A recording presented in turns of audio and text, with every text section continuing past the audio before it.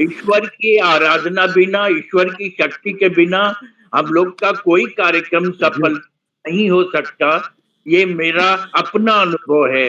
लोग कहते हैं मैं ये कर लूंगा, मैं ये कर लूंगा, ये नहीं। अपनी का शक्ति स्टार्ट कीजिए, अपने ईश्वर को, हे भगवान ये निर्विघ्न पूरा हो। नहीं तो 2 आदमी भी एक साथ बढ़िया से नहीं रह सकते।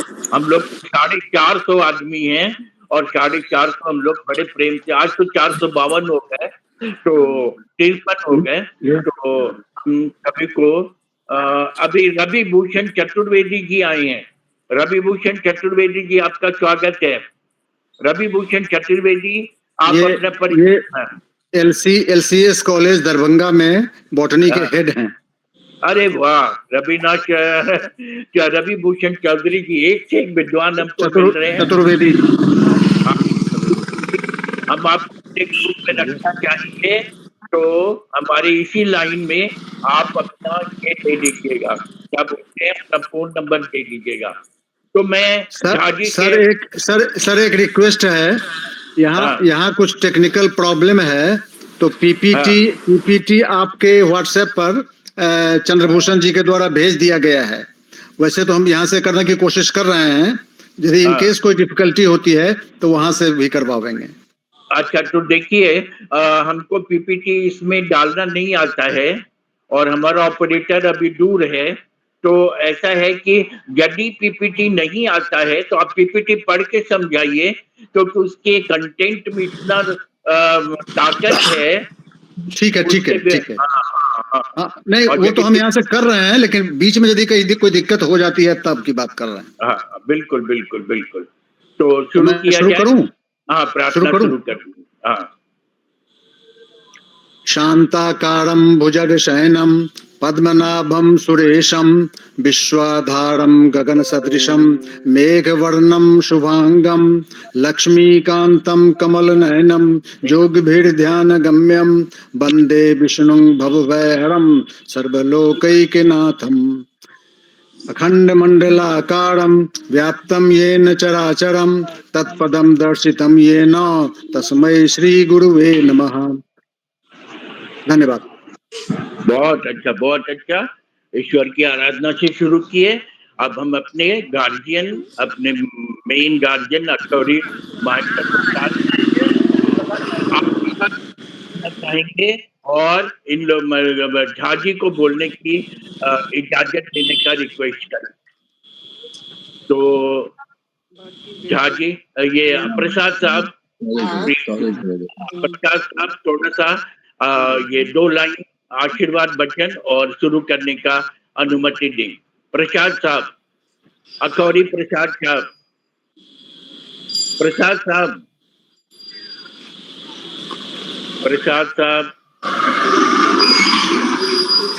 अच्छा, तो अभी उनके यहाँ कनेक्शन में दिक्कत है, तो चंद्रेश्वर खान साहब कृपया आप हमारे दूसरे गार्जियन हैं, तो प्लीज आप हमारे वक्ता को, दोनों वक्ताओं को बोलने की अनुमति प्रदान करें और 2-4 आशीर्वाद वचन दें, प्लीज। चंद्रेश्वर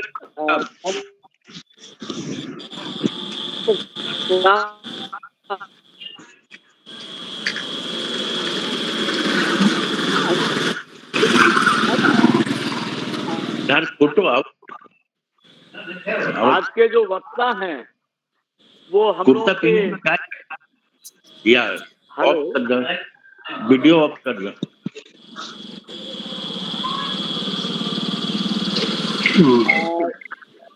हम लोगों के विशिष्ट वक्ता हैं और बड़े परिभाषित तरीके से डॉक्टर झा अपने बात को रखते हैं। और आज बड़ी प्रसन्नता की बात है कि 2 डॉक्टर भूषण भी, चंद्रभूषण भी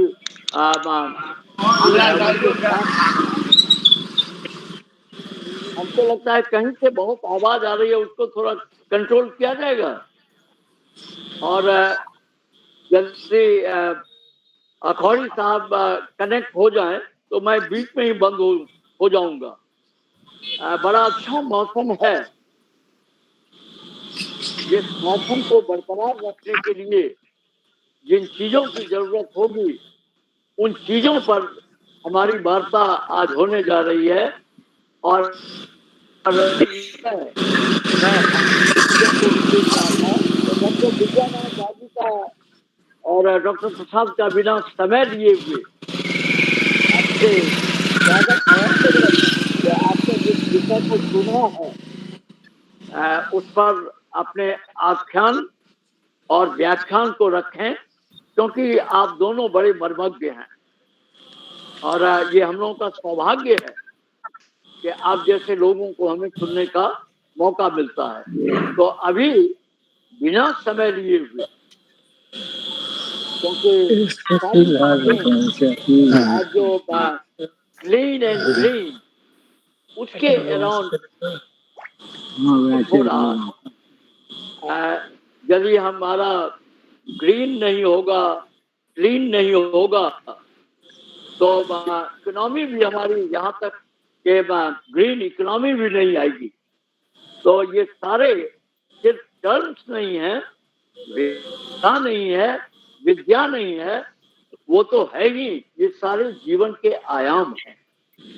और जीवन के इन डायमेंशंस को यदि हम देखते हैं और समग्रता के साथ में देखते हैं तो प्रकृति जो है अपने आप में समग्रता का प्रतीक है। सब आदमी धरती से जुड़े हुए हैं। यदि धरती की सुरक्षा नहीं होगी तो तब हमारी रक्षा और सुरक्षा नहीं होगी। और धरती की सुरक्षा के लिए धरती से ही सब कुछ उपजता है, तो किस रूप में हम लाते हैं, ये हमारा आध्यात्मिक, स्पिरिचुअल, कल्चरल और साइंटिफिक अप्रोच हो। तो इन्हीं शब्दों के साथ welcome doctor Jha, along with Dr. Prasad and the galaxy of the scholars who are here. We are so delighted to be in touch with you because people like you give light. So those who give light, they delight the society and the universe. Thank you very much. Over to Amitabh sir. बहुत अच्छा। खेत में mat कटी हुई है, तो नहीं कटल गया खेत से रिक्वेस्ट करेंगे ये खेत कटा था, ये खेत सब बांध में से तैसे बेसी मैट कटा गया। वो तो हमारा लगे तो धान उन रोपो है वो अथी कर दिए नीचे एक फीट के ज्यादा खेल के है, लेकिन बहुत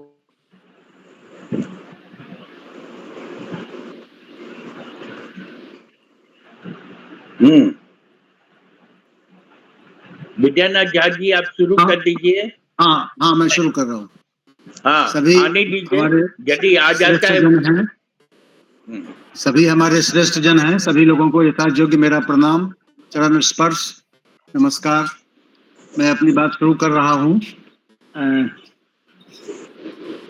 मेरा जो टॉपिक है शुरू करूँ।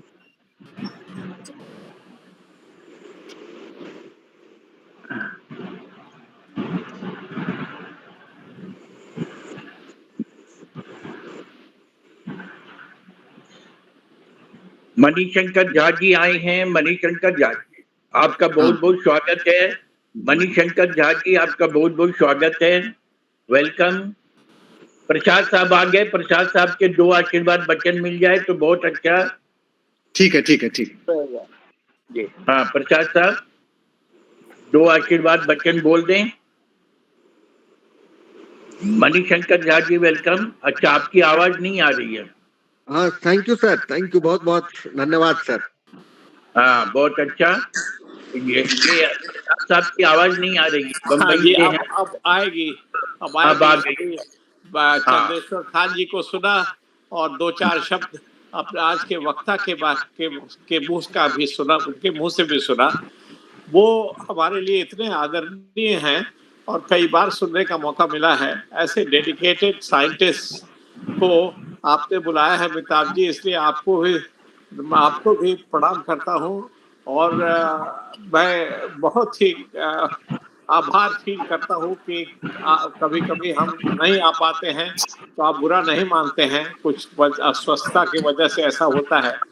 तो आज तो बड़ा अच्छा है, आज मैं पूरे प्रोग्राम में साथ रहूंगा। डॉक्टर विद्यानाथ जी को फिर से मेरा नमस्कार और निमंत्रण और आशीर्वाद कहते हैं अमिताभ जी देने के लिए, लेकिन हमको बड़ा संकोच लगता है कि आशीर्वाद देने की काबिलियत नहीं है, केवल मैं सराहना करता हूँ आपको।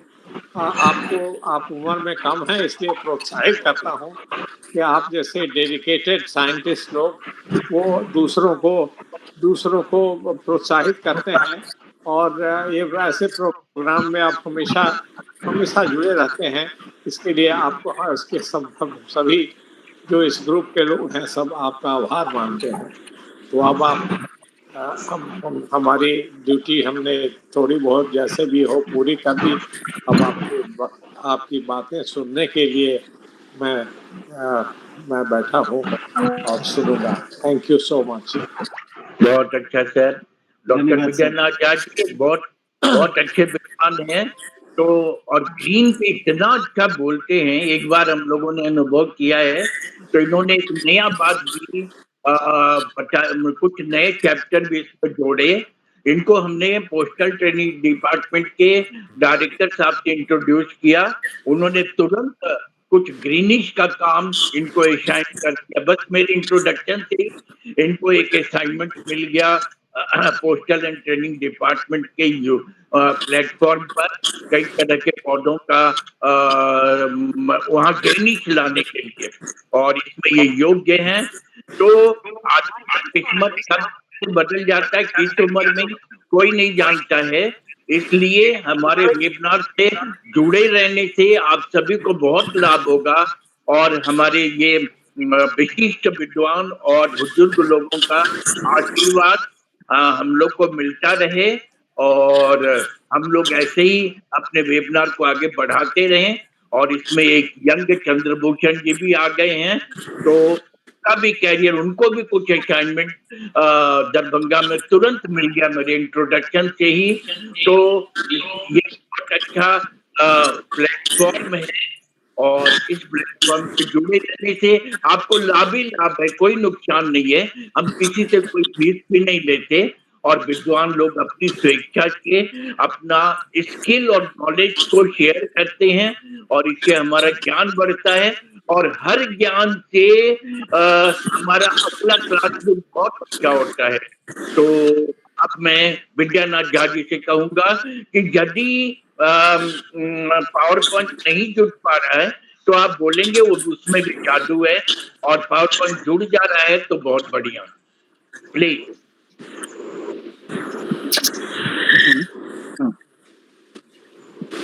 हाँ विद्यानाथ झा जी। जी सर। हाँ, मैं टॉपिक है manifestations of green A contemporary perspective. आजकल हम लोग देख रहे हैं ग्रीन सब जगह चर्चा में है, और अखबारों में मैंने जब देखा कई सारे समाचार न्यूज आ गए ग्रीन से को लेकर के, तब फिर मेरा ध्यान उस ओर गया, और तब मैंने उसको कलेक्ट करना शुरू किया कि ग्रीन के कितने फैकेट्स हो सकते हैं। तो करते करते बहुत सारा मटेरियल उसमें जमा हो गया, और तब मैंने कहा कि इस पर एक पूरा फुल फ्लेजेड टॉक भी दिया जा सकता है। तो मैं इस फोरम को बहुत उसके प्रति आभार व्यक्त करता हूं कि मैं एक एक करके सारा इंफॉर्मेशन जमा करता चला गया, और इस विषय पर यह तीसरा टॉक है इस फोरम पर मेरा। फैकेट्स ऑफ ग्रीन पार्ट 1 पार्ट 2 करके हमने पहले भी दिया, और ये उसी का एक तीसरा क्रम है, तीसरी कड़ी है। और थोड़ा सा मैं अब आप शुरू करता हूँ कि ग्रीन कहने से क्या मतलब होता है। Green has 2 meanings. एक होता है लीफी ग्रीन। हम लोग जो अपने घरों में साग खाते हैं, साग जिसको कहते हैं, अंग्रेजी में उसको लीफी ग्रीन कहा जाता है। Leafy greens are edible plant leaves eaten as a vegetable, offering numerous health benefits due to their rich nutrient content. They are a good source of vitamins, minerals, fiber, and antioxidants, playing a crucial role in a balanced diet. अभी मैं बहनी और आपको दिखा रहा हूँ कितने तरह के ग्रीन लीफी वेजिटेबल्स होते हैं, और उनकी सबसे दाहिनी ओर आपको ये कर्मी का साग है। कर्मी का साग पानी वाले इलाके में खूब होता है और उसके साथ हमारी मान्यता भी, व्यवहारिक मान्यता भी जुड़ी हुई है। कोई नया घर हम बनाते हैं, उसमें गृह प्रवेश करते हैं, तो उस दिन कर्मी का साग खाना जरूरी होता है। कम से कम हमारे इलाके में तो हम लोगों ने देखा है इसको, और ये सिंबल ऑफ फर्टिलिटी है। ये खास करके चूंकि ये बहुत तेजी से ग्रो करता है और इसीलिए इसको सिंबल ऑफ फर्टिलिटी माना जाता है। तो लीफी ग्रीन्स में भी ये खास करके मैंने इसका दिया और बहुत सारे फोटोग्राफ्स और दिए हुए हैं। उसके बाद ग्रीन की एक और मीनिंग है, जितने भी ग्रीन एंथुजियास्ट्स होते हैं, ग्रीन कॉज को जो चैंपियन करते हैं, उनको भी ग्रीन कहा जाता है। Green enthusiasts are individuals passionate about sustainable living and making environmentally responsible choices. They are actively involved in practices that minimize their impact on the planet, such as reducing energy consumption, conserving water, and choosing eco-friendly products and services. जहाँ कहीं भी आजकल लोग जंगल बचाने के लिए, जंगल बढ़ाने के लिए ये जो तरह तरह का जो अभियान चलाते हैं, कहीं कोई गलत काम हो रहा है, पर्यावरण को क्षति पहुंचाई जा रही है, उसके खिलाफ खड़े होते हैं, तो उन सबको ग्रीन कहा जाता है। ग्रीन एंथुजियास्ट, ग्रीन एक्टिविस्ट या सीधे ग्रीन्स भी कहा जाता है। Next one. अब हम अपनी बात शुरू करते हैं। In the 21st century, green has evolved into a powerful symbol of sustainability, ecological responsibility, and innovation. This communication delves into the wide-ranging applications and implications of the green concept across various sectors, including energy, industry, agriculture, construction, transportation, finance, and culture. It highlights transformative initiatives such as green energy, green steel, green hydrogen, and green buildings, alongside socio-cultural movements like green weddings and green funerals. While these initiatives contribute to global efforts for a net zero future, the communication also critically examines unintended consequences, such as the alarming emergence of the terms like green Arctic and green Antarctic, which signify climate imbalance rather than ecological progress. By exploring the positive and negative connotations of green, this study underscores the need for responsible innovation and integrated action across disciplines to ensure a truly sustainable and balanced future. तो ये हम जो आगे कहने जा रहे हैं उसका ये एब्स्ट्रैक्ट है कि क्या क्या बातें आजकल ग्रीन जब हम बोलते हैं तो क्या क्या बातें उसके हमारे समक्ष आती हैं। नेक्स्ट। अब हम देखिए, हमारी जो पृथ्वी है उसको ग्रीन प्लैनेट कहा गया है। Earth is referred to as the green planet due to the abundance of plants and vegetation which contribute to the planet's overall green appearance when viewed from space. Plants are considered to be the first living organisms born on the earth. The dense forests and the mass vegetation at the external side of the planet make it look green. Water covers though 72% of the earth's surface. Vidyanath Jha ji, ये रजी हम किसी के friend हैं क्या? हाँ, रजी अहमद मेरे मित्र हैं। अच्छा, रजी अहमद साहब। हाँ, 72% of the Earth's surface still. Astronauts say that even the entire Amazon rainforest is visible from space. Not only this, but the temperate forest of North America can also be seen from space. This term represents global awareness and media efforts that promote environmental conservation, biodiversity, and climate action. Documentary like the BBC, The Green Planet, educate viewers about the interdependence between plants, animals, and ecosystems. These initiatives foster global ecological responsibility. तो जब हम green planet पृथ्वी के बारे में यह बोलते हैं कि हमारा ग्रीन प्लैनेट है, ये हरियाली से भरा हुआ है, हरितिमा से भरा हुआ है और बाहर स्पेस से इसके फोटोग्राफ्स लिए जाते हैं जो हम लोग देखते हैं। That's why this Earth is called a green planet. Next one. Early decades of 21st century have witnessed the emergence of the word green as a buzzword. There is a demand for green industrial products leading to the achievement of the goal of net zero at the earliest, so as to retrieve the livability on this earth for the human beings and also for the associated biota. This discourse intends to decipher the various facets of green on this earth. हम लोग आज देख रहे हैं पृथ्वी जिस हिसाब से गर्म हो रही है, ग्लोबल वार्मिंग, क्लाइमेट चेंज का जो असर हम लोग देख रहे हैं, हमारे सामने आज एक ही गोल है कि हम कितना जल्दी से जल्दी नेट जीरो के लक्ष्य को प्राप्त करें। बाकी दुनिया ने तो 2050 तक इस लक्ष्य को पाने का ध्येय रखा है, एम रखा है, गोल रखा है, लेकिन इंडिया का कहना है कि हम चूंकि डेवलपिंग कंट्री है, इसीलिए हमको अपना डेवलपमेंट भी नहीं रोकना है। ठीक है, पूरी दुनिया के सामने जो समस्या है वो हमारे लिए भी समस्या है, लेकिन हम 2070 का टारगेट रखते हैं कि हम नेट जीरो के लक्ष्य को प्राप्त करेंगे। Next one. अब देखिए, मैं आपको बताता हूं अभी कुछ जो टर्म्स हैं, green terminologies with green connotations, और there are some green certain green terminologies जिसमें कि ग्रीन कोनोटेशन नहीं है। जैसे ग्रीन रूम, जब हम नाटक खेलते हैं तो पीछे से प्रॉम्प्टिंग होती है तो उसको ग्रीन रूम बोलते हैं, वहां ग्रीन से कोई मतलब नहीं है।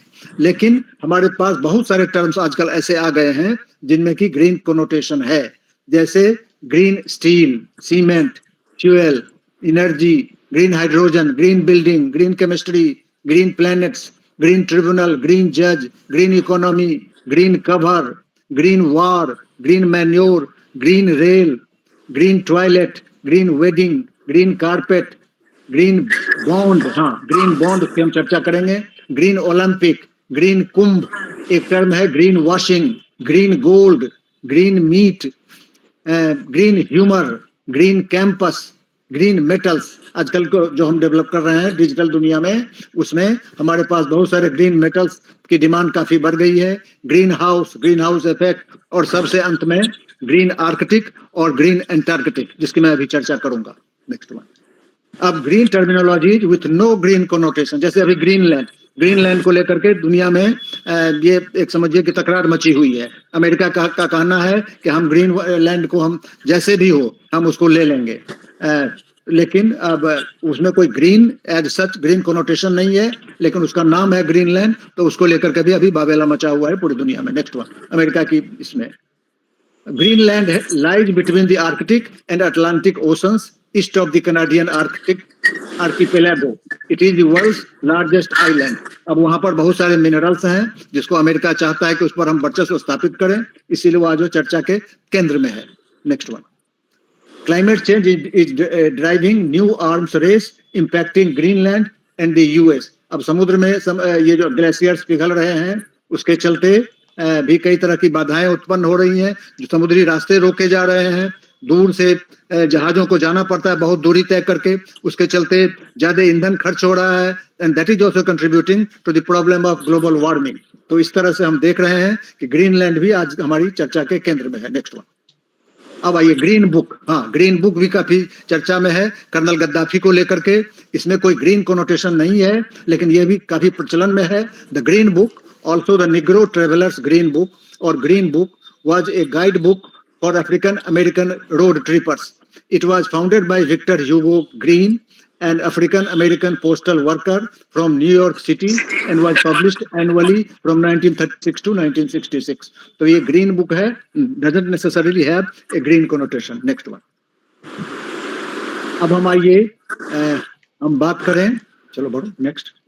हाँ, ग्रीन रिवॉल्यूशन। आप सब लोग जानते होंगे कि हमारे देश में 1966 हम लोग स्कूल में पढ़ते थे, मुझे अभी भी याद है, इतना अकाल पड़ा था और खाने को चावल नहीं मिलता था, बाजरे की सप्लाई होती थी और राशन से, और वही हम लोग खाते थे, भात खाए महीनों बीत जाते थे।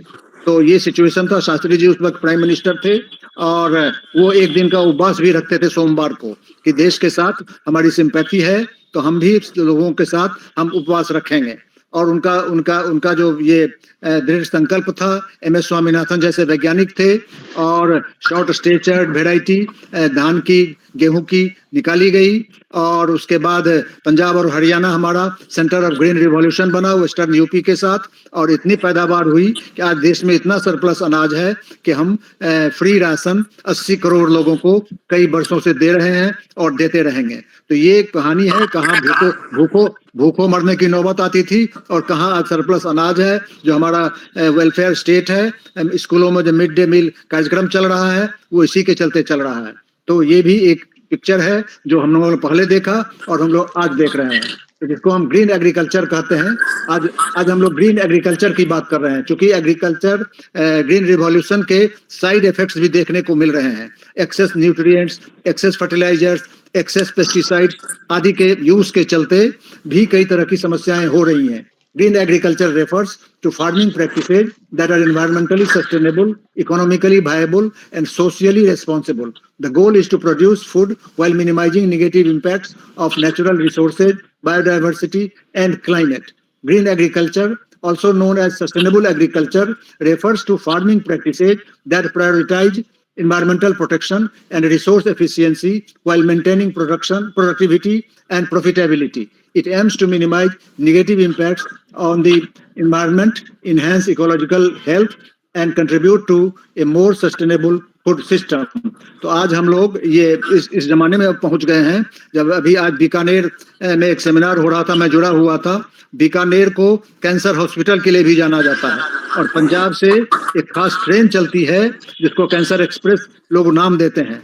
और आज पंजाब हरियाणा में एक्सेस पेस्टिसाइड यूज के कारण कैंसर का जो इंसिडेंस है देश के सभी राज्यों से ज्यादा है। तो ये एक कंसिक्वेंस है जो हम लोग ये जो हमारा ग्रीन रिवॉल्यूशन हुआ उसके कारण हम भोग रहे हैं। तो इसके कारण अब बात हो रही है कि एग्रीकल्चर को भी तो ग्रीन बनाया जाए, मतलब अधिक से अधिक ऑर्गेनिक फार्मिंग हो, कम से कम जो हमारे इनऑर्गेनिक फर्टिलाइजर्स हैं, पेस्टिसाइड्स हैं, उनका यूज हो, प्राकृतिक खेती हम करें। आज दुनिया फिर उस ओर मुड़ रही है, उल्टी दिशा में। Next one. अब हम आते हैं ग्रीन स्टील। हम चर्चा पहले भी कर चुके हैं कि आजकल जो ग्रीन स्टील है या फिर ग्रीन सीमेंट है, उसको भी हम लोग, या ग्रीन एल्यूमिनियम है या फिर ग्रीन मेटल्स हैं, सबके पीछे यही तर्क है कि हम उसको फॉसिल फ्यूल्स अर्थात कोयला, डीजल, पेट्रोल के कम से कम खर्च और रिन्यूएबल एनर्जी के अधिक से अधिक खर्चे से उसको हम बनावें। तो ऐसा जो हमारा प्रोडक्ट होता है रिन्यूएबल एनर्जी के प्रयोग से, तो उसको हम लोग ग्रीन स्टील कहते हैं। Green steel refers to steel production that eliminates the use of fossil fuels by using hydrogen for the reduction of iron ore. Traditional steel making is one of the largest industrial contributors to carbon dioxide emissions, but green steel technology promised to cut these emissions drastically. The hydrogen-based process produces water instead of carbon dioxide, and renewable energy is used to power electric arc furnaces. This form of steel is key to sustainable industrial development and reducing the carbon footprint of infrastructure projects. मतलब जो carbon footprint जिसके चलते जो काफी था, तो उसको minimise करने की जरूरत है, और इस रास्ते का अवलंबन करके जो स्टील बनाया जाता है उसको हम ग्रीन स्टील कहते हैं। Green steel defined to help cut emissions. तो ये हमारे सामने एक टारगेट है जो कि हम इसको अचीव करने में लगे हुए हैं। Next one. दिन रात हमारे वैज्ञानिक इस पर काम कर रहे हैं। Then we come to green cement. Green cement is produced using waste byproducts like blast furnace slag and fly ash, making it environmentally friendly. The production process reduces carbon emissions by up to 40% compared to conventional cement. It also offers a superior performance in terms of early strength, durability, and crack resistance. Indian manufacturers such as ACC and Ultratech have introduced green cement to support low carbon construction aligned with national climate commitments. तो देखिए हमारी priority अब किस तरह से बढ़ती चली जा रही है। आजकल आप देख रहे हैं कि बिहार में भी ये लाल ईंट का प्रयोग सरकारी कार्यों में, सरकारी कंस्ट्रक्शन में बैन कर दिया गया है, और फ्लाई एश से जो बनी ये जो है ईंट जो है उसके उपयोग को प्रमोट किया जा रहा है। तो समय की ये मांग है कि हम लोग ये देखें कि हम अधिक से अधिक जो ग्रीन कंपोनेंट है सब जगह हम उसको इंट्रोड्यूस करें, आगे बढ़ावें। Next one. हाँ, अभी देखिए एक न्यूज अखबार में आया है, जेके लक्ष्मी सीमेंट्स इको रिवॉल्यूशन, और किस तरह से वो एडवर्टाइज कर रहे हैं और इस गोल को अचीव करने में तो लगे हुए हैं। Next one. हाँ, ग्रीन एनर्जी। अब हम आते हैं ग्रीन एनर्जी पर। Green energy source and how they work. खास करके सोलर एनर्जी जो अल्टीमेट सोर्स है इस पृथ्वी पर, जितने भी एनर्जी के फॉर्म्स हैं सबका ये मेन सोर्स है, और बाकी सब इससे डिराइव्ड हैं। Solar panels use silicon sheets with energy absorbing cells to convert sunlight into electricity. फिर next to it comes wind power. Wind turbines generate kinetic energy that we then use to create electricity. फिर hydro power की बात है. Hydro power plants capture kinetic energy from the currents flowing in streams and rivers. Then we come to biomass. अभी India has taken a lead खास करके biofuels के इसमें generation में. Energy can be generated from agricultural, urban and industrial wastes. Biomass can be harnessed by burning wood and energy crops grown specifically for this purpose. Then we have geothermal energy. हम लोग देखते हैं कि हम लोग केदारनाथ, बद्रीनाथ या फिर राजगीर वगैरह जाते हैं तो गर्म पानी का हमें वो मिलता है. The heat held within the fluids and rocks beneath the earth. ये हमारा जियोथर्मल एनर्जी है. तो ये डिफरेंट फॉर्म्स हैं ग्रीन एनर्जी के, जिनका कि हम जिसके यूज को आगे बढ़ा करके हम अपना काम चला सकते हैं आगे. Next one, green energy. Green energy encompasses power generated from renewable sources such as solar, wind, geothermal, biomass, and hydro. These sources provide clean, sustainable energy and reduce greenhouse gas emissions. The Indian government has launched initiatives like the National Solar Mission. India has taken a lead in this direction to expand green energy access. This transition is crucial to achieving net zero targets and improving air quality and public health. Solar energy, solar panels use silicon sheets with energy absorbing cells to convert sunlight into electricity. Wind power, wind turbines generate kinetic energy that we then use to create electricity. Hydropower plants capture kinetic energy from the currents flowing in streams and rivers. Biomass energy can be generated from agricultural, urban, and industrial wastes. Biomass can be harnessed by burning wood and energy crops grown specifically for this purpose. The heat held within the fluids and rocks beneath the earth's crust can create geothermal energy. Next one. Then we come to green fuel. Green fuels are alternatives to fossil fuels derived from renewable sources. These include bioethanol, biodiesel, green hydrogen, and synthetic fuels, which generate fewer emissions. India has implemented programs like ethanol blending. Bihar हमारा इसमें आगे बढ़ गया है और राज्यों से blending in petrol and green hydrogen projects under Indian Oil and Adani Group. These fuels play a vital role in reducing dependence on imported oil and promoting energy security while supporting decarbonization goals. तो हम लोग देख रहे हैं कि अभी रसिया और Ukraine में जो लड़ाई चल रही है, ये उसके चलते भी कई तरह की समस्याएं हैं आपको हो रही है ऑयल के इंपोर्ट में. चलिए, HZL aims to meet 70% of power needs from renewable energy by 2027. Next one. Then we come to green hydrogen. आज देख रहे हैं हम लोग हाइड्रोजन हमारी बहुत सारी जरूरतों की अभी भी पूर्ति कर रहा है और कमिंग फ्यूचर तो हाइड्रोजन का ही है. Green hydrogen is a clean fuel produced via the electrolysis of water using renewable electricity. It is a versatile energy carrier and a potential solution for decarbonizing sectors where direct electrification is difficult, such as steel and transport. India's National Hydrogen Mission aims to make India a hub for green hydrogen production and export. Major industrial players are investing in green hydrogen infrastructure and electrolyzer technology. तो हम जिस green hydrogen की बात करते हैं, ये उसी का समय आ रहा है. भारत ने बनाया दुनिया का सबसे शक्तिशाली हाइड्रोजन ट्रेन, अभी तक सिर्फ 4 देशों के पास. अब हाइड्रोजन ट्रेन्स भी हमारे देश में चल रही है. विदेशों में तो हाइड्रोजन फ्यूल से चालित आपको हवाई जहाज भी चलाए जा रहे हैं. Next one, green building. Green buildings are designed to reduce environmental impact through efficient energy and water use, sustainable materials, and low emissions. They enhance indoor environmental quality and promote the health and comfort of occupants. In India, iconic green buildings include Infosys, Hyderabad, and Indira Prajavaran Bhavan in Delhi, which use solar panels, rainwater harvesting, and passive design. Green buildings help mitigate urban carbon footprints and set benchmarks for sustainable construction. तो ये आप देख रहे हैं किस तरह से ये हम ग्रीन बिल्डिंग्स के जमाने में आ गए हैं. There are self-cooling buildings extending the benefits of natural ventilation. Termite mound design principles have been applied to create buildings that can self-regulate their internal temperature. तो आप देखिए किस तरह से टर्माइट माउंड मतलब दीमक जो बनाता है माउंट टर्माइट माउंट, वो भी हमारी ये प्रेरणा का स्रोत है और उस पर आधारित हम आजकल बिल्डिंग्स बना रहे हैं जिन्हें ग्रीन बिल्डिंग्स कहा जा रहा है. हाँ, उसके बाद हम आजकल ग्रीन केमिस्ट्री की दुनिया में हैं। हमारी केमिस्ट्री भी green chemistry is the practice of designing safer chemical products and processes to reduce or eliminate hazardous substances. It emphasizes atom economy, safer solvents, renewable feedstocks, and energy efficiency. In India, researchers are creating biodegradable polymers and sustainable synthetic pathways. These efforts support cleaner manufacturing and transition to circular economies. Green chemistry involves designing chemical processes and products to minimize or eliminate the use and generation of hazardous substances, promoting sustainability and environmental safety. Next. उसके बाद फिर उसके principles हैं green chemistry के lay down किए गए हैं। Next one, बढ़ते चलो।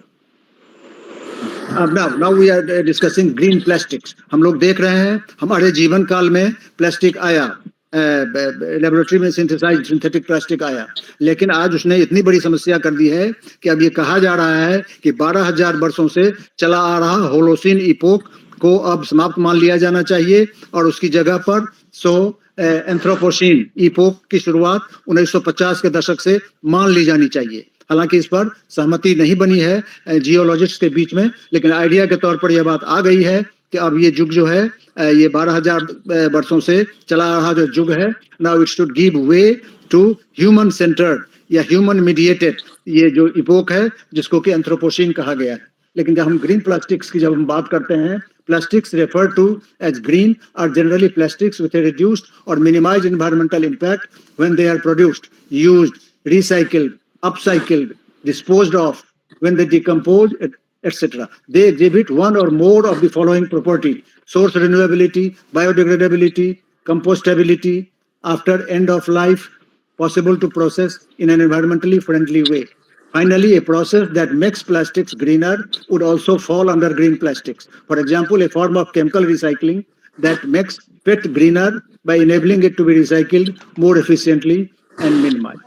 ये जो है ग्रीन प्लास्टिक्स, आजकल इससे जुड़ी हुई एक और भी बात है कि अब कहा जा रहा है कि जैसे गेहूं है, जैसे सोयाबीन है, जैसे मक्का है, अब इनसे भी प्लास्टिक्स बनाए जाएं, बायोडिग्रेडेबल प्लास्टिक, तब उससे लेकिन फूड सिक्योरिटी पर इसका प्रभाव पड़ेगा जिसको भी देखे जाने की जरूरत है। ग्रीन एक्सप्रेस वे आजकल हम लोग देख रहे हैं कि नितिन गडकरी साहब पूरे देश में जावेद अहमद कोई है क्या? हाँ, जावेद साहब हैं, जावेद कह रहे हैं। हाँ, जावेद अब्दुल्ला साहब हैं।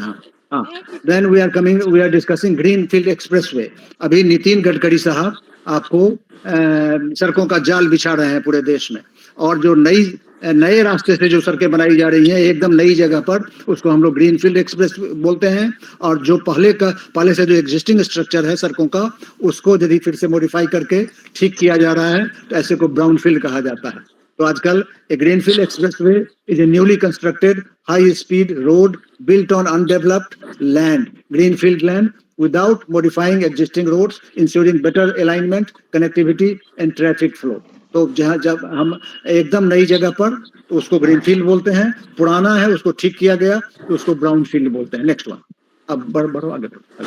अब then we talk about green tribunal. अब देख रहे हैं कि देश में पर्यावरण के क्षरण को लेकर के इतनी समस्याएं दिनानुदिन बढ़ती चली जा रही हैं, तो उनके समाधान के लिए हमारे देश में ग्रीन ट्रिब्यूनल बनाया गया है जिसको नेशनल ग्रीन ट्रिब्यूनल कहा जाता है।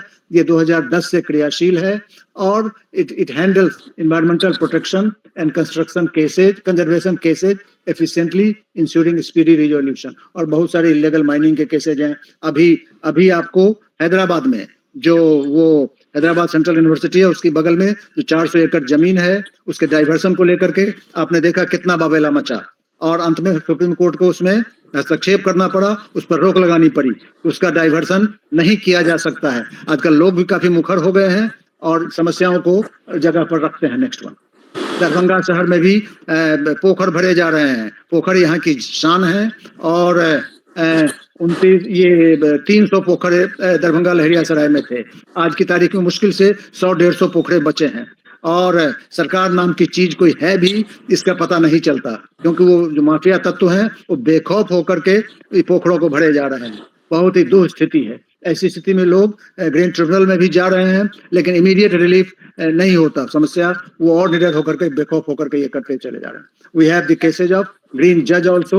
Justice Kuldeep Singh, often called as the green judge of India, is renowned for his pioneering work in environmental jurisprudence. Next one.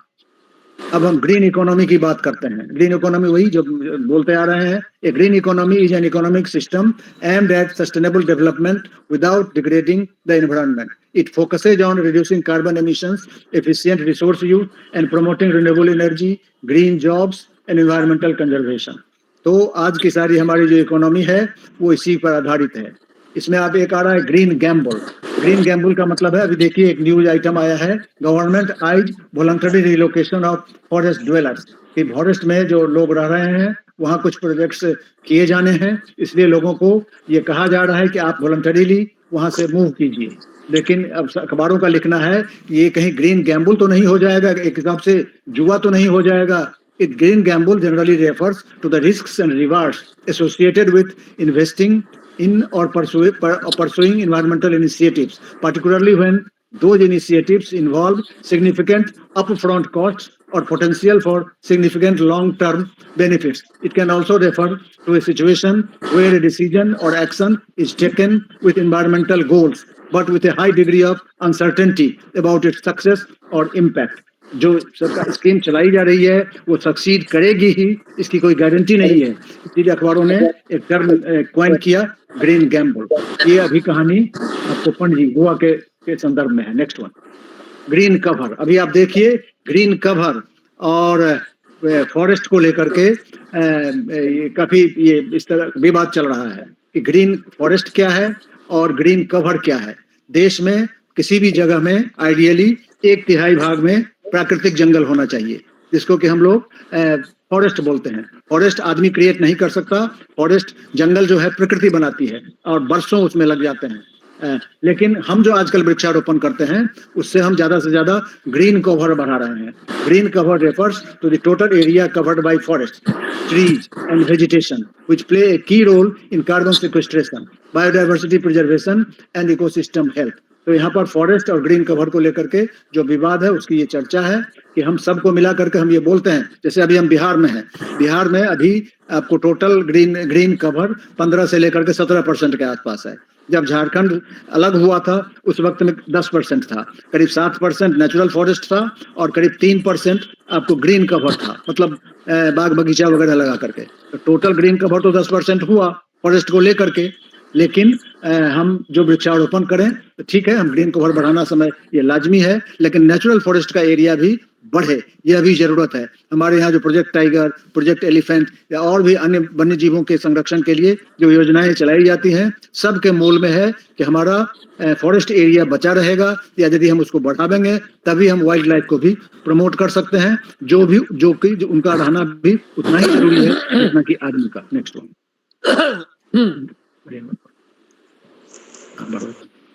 हाँ, ग्रीन रूट्स। अब हम आते हैं एक कंसेप्ट, एक जो ये है फैक्टर है ग्रीन रूट्स की ओर। इसलिए इसकी चर्चा करना जरूरी है कि अभी आपको कोविड के दौरान ये गिलोय खास करके काफी चर्चा में था। तो गिलोय जो है उसमें ग्रीन रूट होता है। और फिर हमारे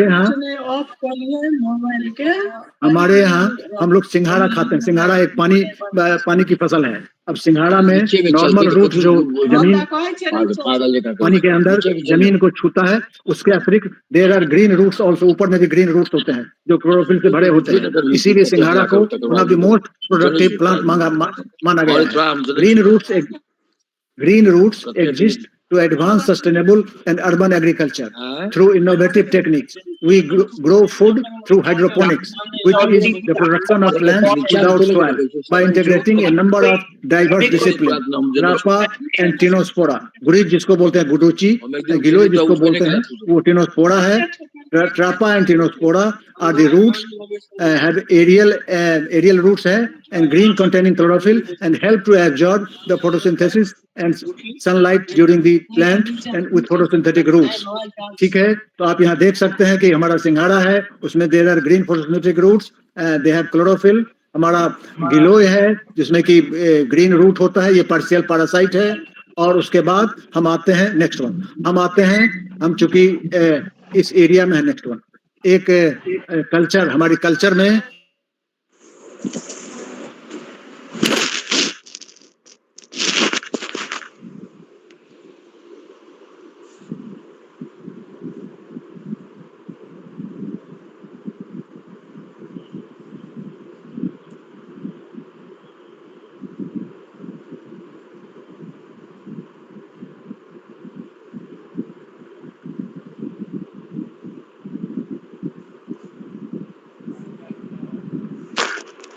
झा जी आवाज बंद हो गई। Jha ji, India stock advisor. No stock dip, no scheme to double your money overnight. What will you get? आवाज नहीं आ रही है। आवाज नहीं आ रही है। झा जी आवाज नहीं आ रही है। विद्याओ, आपकी आवाज नहीं आ रही है।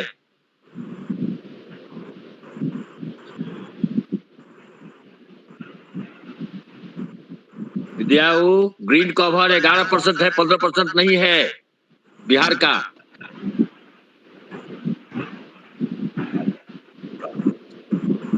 आगे का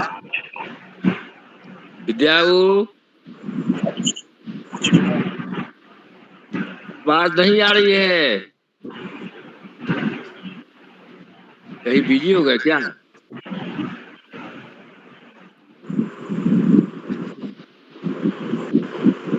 चंद्रभूषण आवाज नहीं आ रही है। टेक्निकल डिफिकल्ट हो लगता है टेक्निकल डिफिकल्टी कुछ हो गई है। हाँ, आवाज बंद हो गई है। आप पे फोन कीजिए सर, फोन कीजिए उनको।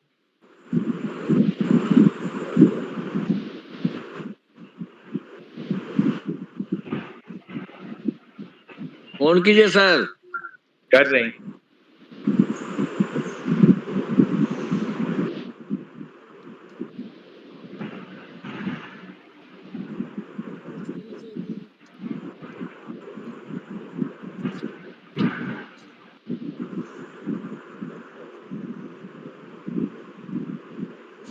आप चलो साहब,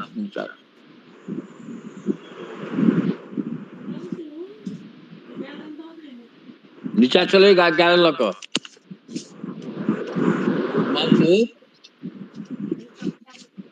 रेल का इलेक्ट्रिफिकेशन हो रहा है और जो रिन्यूएबल एनर्जी सोर्सेज का ज्यादा से ज्यादा हम प्रयोग कर रहे हैं। हमारा सिस्टम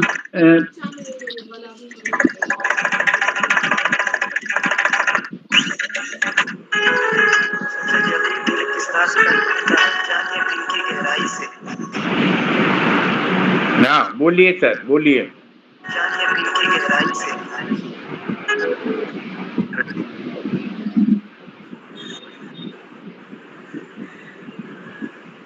हाँ बोलिए विद्यानाथ झा जी। जी सर, बोल रहे हैं सर। सोलर एनर्जी बेस्ड हमारे बहुत अच्छा हो रहा था। इस सिस्टम को रेल सिस्टम को सोलर एनर्जी बेस्ड बनाया जाए। और पहले तो कोयला से था, फिर डीजल पेट्रोल आया, फिर गैस सिस्टम से, और आजकल हम इलेक्ट्रिक सिस्टम से हमारा रेल सिस्टम चल रहा है। और धीरे धीरे हम रिन्यूएबल एनर्जी की ओर बढ़ रहे हैं। Next one, green toilets. अब खास करके हम लोग देख रहे हैं रेलवे में we have green toilets also, जिसको कि हम बायो टॉयलेट कहते हैं। अब रेल पटरी पर जो हमारा फीकल मैटर, मलमूत्र जो गिरता था, ये अब पुरानी बात हो गई और we are advancing forward. Eco friendly toilet systems in urban areas, हम ड्राई टॉयलेट्स इसकी बात अब करते हैं। ग्रीन वेडिंग, अब आप देखिए वेडिंग्स जो शादी विवाह जो हो रहा है उसमें ऐसी कटलरी बनाई जा रही है जिसको कि हम सीधे हम क्या करें, उसके साथ हम खा जाएं। वो बायोडिग्रेडेबल, हम जो भोजन करते हैं उसके साथ हम उसको कंज्यूम कर सकते हैं। तो ये eco conscious invitations, sustainable decor, zero waste practices, और उसके बाद आजकल शादी विवाह के अवसर पर भी पेड़ उपहार में दिए जा रहे हैं। कई जगह उत्साही जो बड़ वधू हैं वो पेड़ का गिफ्ट वो अपने दिलवाते हैं। नेक्स्ट वन,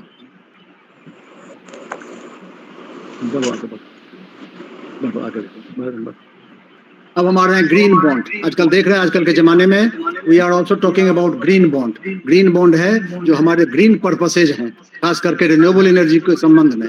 तो उसको प्रमोट करने के लिए सरकार मार्केट से डिमांड करती है, मार्केट से लोगों को कहती है कि आप इसमें इन्वेस्ट कीजिए, देश की भी प्रगति होगी और आपकी अपनी प्रगति तो उसमें है ही। Green bond is a fixed income financial instrument which is used to fund projects that have positive environmental benefits. Green bonds follow the green bond principles stated by the International Capital Market Association, and the proceeds from the issuance of which are to be used for the pre-specified types of projects. The categories of eligible green projects include, for example, renewable energy, energy efficiency, pollution prevention and control, environmentally sustainable management of living natural resources and land use, terrestrial and aquatic biodiversity, clean transportation, etc. etc. तो हम देख रहे हैं कि जिससे हमारा green purpose सिद्ध होगा, नेट जीरो एमिशन की तरफ हम बढ़ेंगे, तो इसके लिए सरकार मार्केट से इनवाइट करती है इन्वेस्टमेंट, उसको हम ग्रीन बॉन्ड बोलते हैं। Next one, 30-year green bonds में सी स्ट्रॉन्ग डिमांड। ये देखिए, ये अखबारों की खबर है, बिजनेस स्टैंडर्ड में छपी हुई है। नेक्स्ट वन, अब green washing, now we are talking about green washing.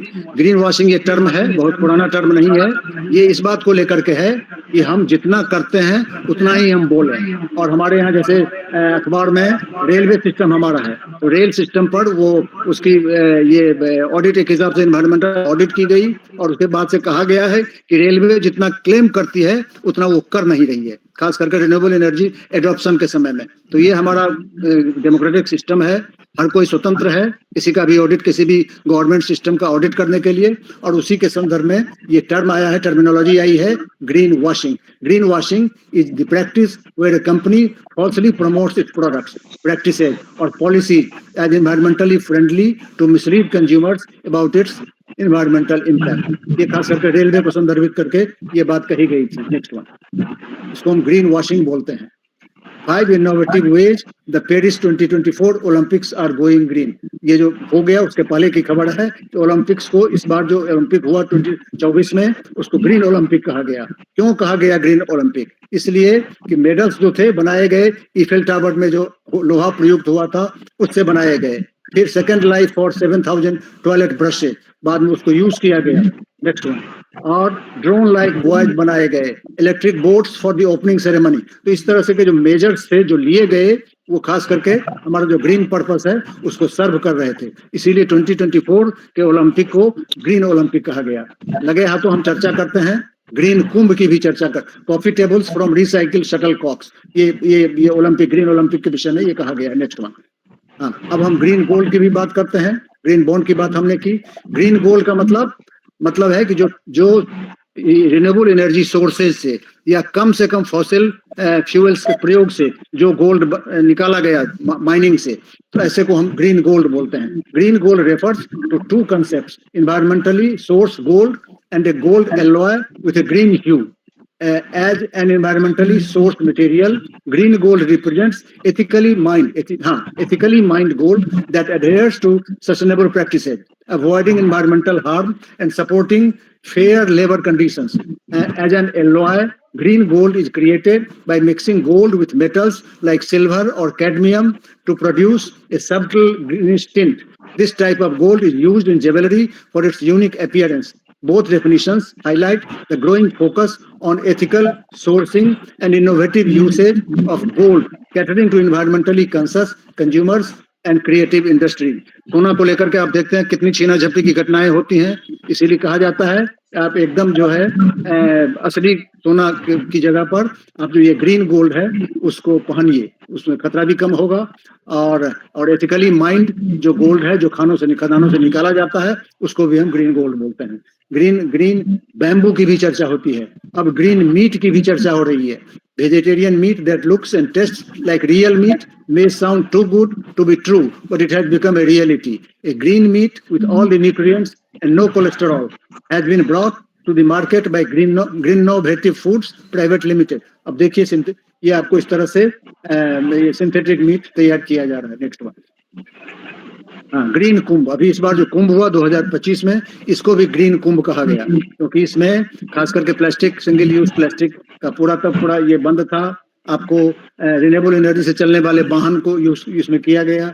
जगह जगह मियावाकी फॉरेस्ट लगाए गए, तो एक हिसाब से इसको भी ग्रीन कुंभ कहा गया। Next green campus. अब हम आते हैं हमारे जो एजुकेशनल कैंपसेज, एजुकेशनल इंस्टीट्यूशंस हैं, यूनिवर्सिटीज, कॉलेजेज हैं, उनको भी हम उसमें भी हम ग्रीनरी ज्यादा से ज्यादा बढ़ावें। A place promoting sustainable and eco-friendly practices for sustainable environments, overcoming the inefficiencies to reduce contribution to carbon footprints by rationalizing the use of available resources, adopting principle of optimization by following circular economy। हाँ, यहाँ circular economy की बात हो रही है, gig economy की, refuse, reduce, reuse, repropose, recycle and adopting environment friendly innovative technology. अभी मुझे गुरु नानक देव यूनिवर्सिटी अमृतसर जाने का मौका मिला था। उस यूनिवर्सिटी में इतनी ग्रीनरी है कि बाहर से उसका टेम्परेचर कम से कम 3 डिग्री सेल्सियस सो कम रहता है। तो इसको हम प्रमोट, आप देख सकते हैं, प्रमोट करने की जरूरत है। Next one, green metals. हाँ, आजकल हम देख रहे हैं डिजिटलाइजेशन की दुनिया में है, और ऐसे मेटल्स खास करके आपको कॉपर, लिथियम, कोबाल्ट, निकेल और रेयर अर्थ एलिमेंट्स की काफी आजकल खोज हो रही है, उसकी मांग बढ़ गई है। Green metals refer to metals and minerals used extensively in renewable energy technologies, electric vehicles and other applications that contribute to a lower carbon economy. और green metals signified their critical role in environmentally friendly and sustainable applications rather than their actual color or extraction methods being inherently green। तो हम देखते हैं कि किसको हम green कहते हैं और क्यों कहते हैं। कलर भले ही ग्रीन ना हो, लेकिन उसका काम ग्रीन जैसा है। नेटवर्क, हाँ, ग्रीन हाउस हम लोग जानते हैं बहुत पहले से किस तरह से बढ़ते चलिए। ग्रीन हाउस इफेक्ट आजकल पूरी दुनिया हम देखते हैं कि खास करके carbon dioxide, methane, water vapour, ये हीट को ट्रैप करते हैं और दुनिया के तापक्रम को बढ़ाते हैं। Next one, green humour. हाँ, आजकल अखबारों में आप देखिए, 4-year-old discovers new fish in Kerala, green humour by Rohan Chakraborty. अखबारों में अब ये नई टर्मिनोलॉजी आई है। Green humour is a series of cartoons, comic strips and illustrations. It aims through humour to connect people with the natural world and break down biological and scientific jargon for the layman in an attempt to make readers appreciate nature better। तो ये अखबारों में आजकल नई terminology के साथ ये concept आया है। Next one, green movement. हाँ, अभी आप देखिए जो ग्रीन मूवमेंट दुनिया भर में हो रहे हैं, जहां तहां अपने देश में अभी बक्सवाहा फॉरेस्ट को लेकर के किस हिसाब से लोग गोलबंद हो गए, रोकना पड़ा सरकार को। The green movement is a diverse movement that forwards the concerns of environmentalists, that is persons who see the integrity of the non-human world as worthy of prevention in both for its own sake and for the sake of human survival। अभी जैसा हमने आपको बताया कि हैदराबाद में जो अभी हुआ, अल्टीमेटली सरकार को उसको रोकना पड़ा उस प्रोजेक्ट को। तो आजकल लोग बहुत ज्यादा सेंसिटिव हो गए हैं।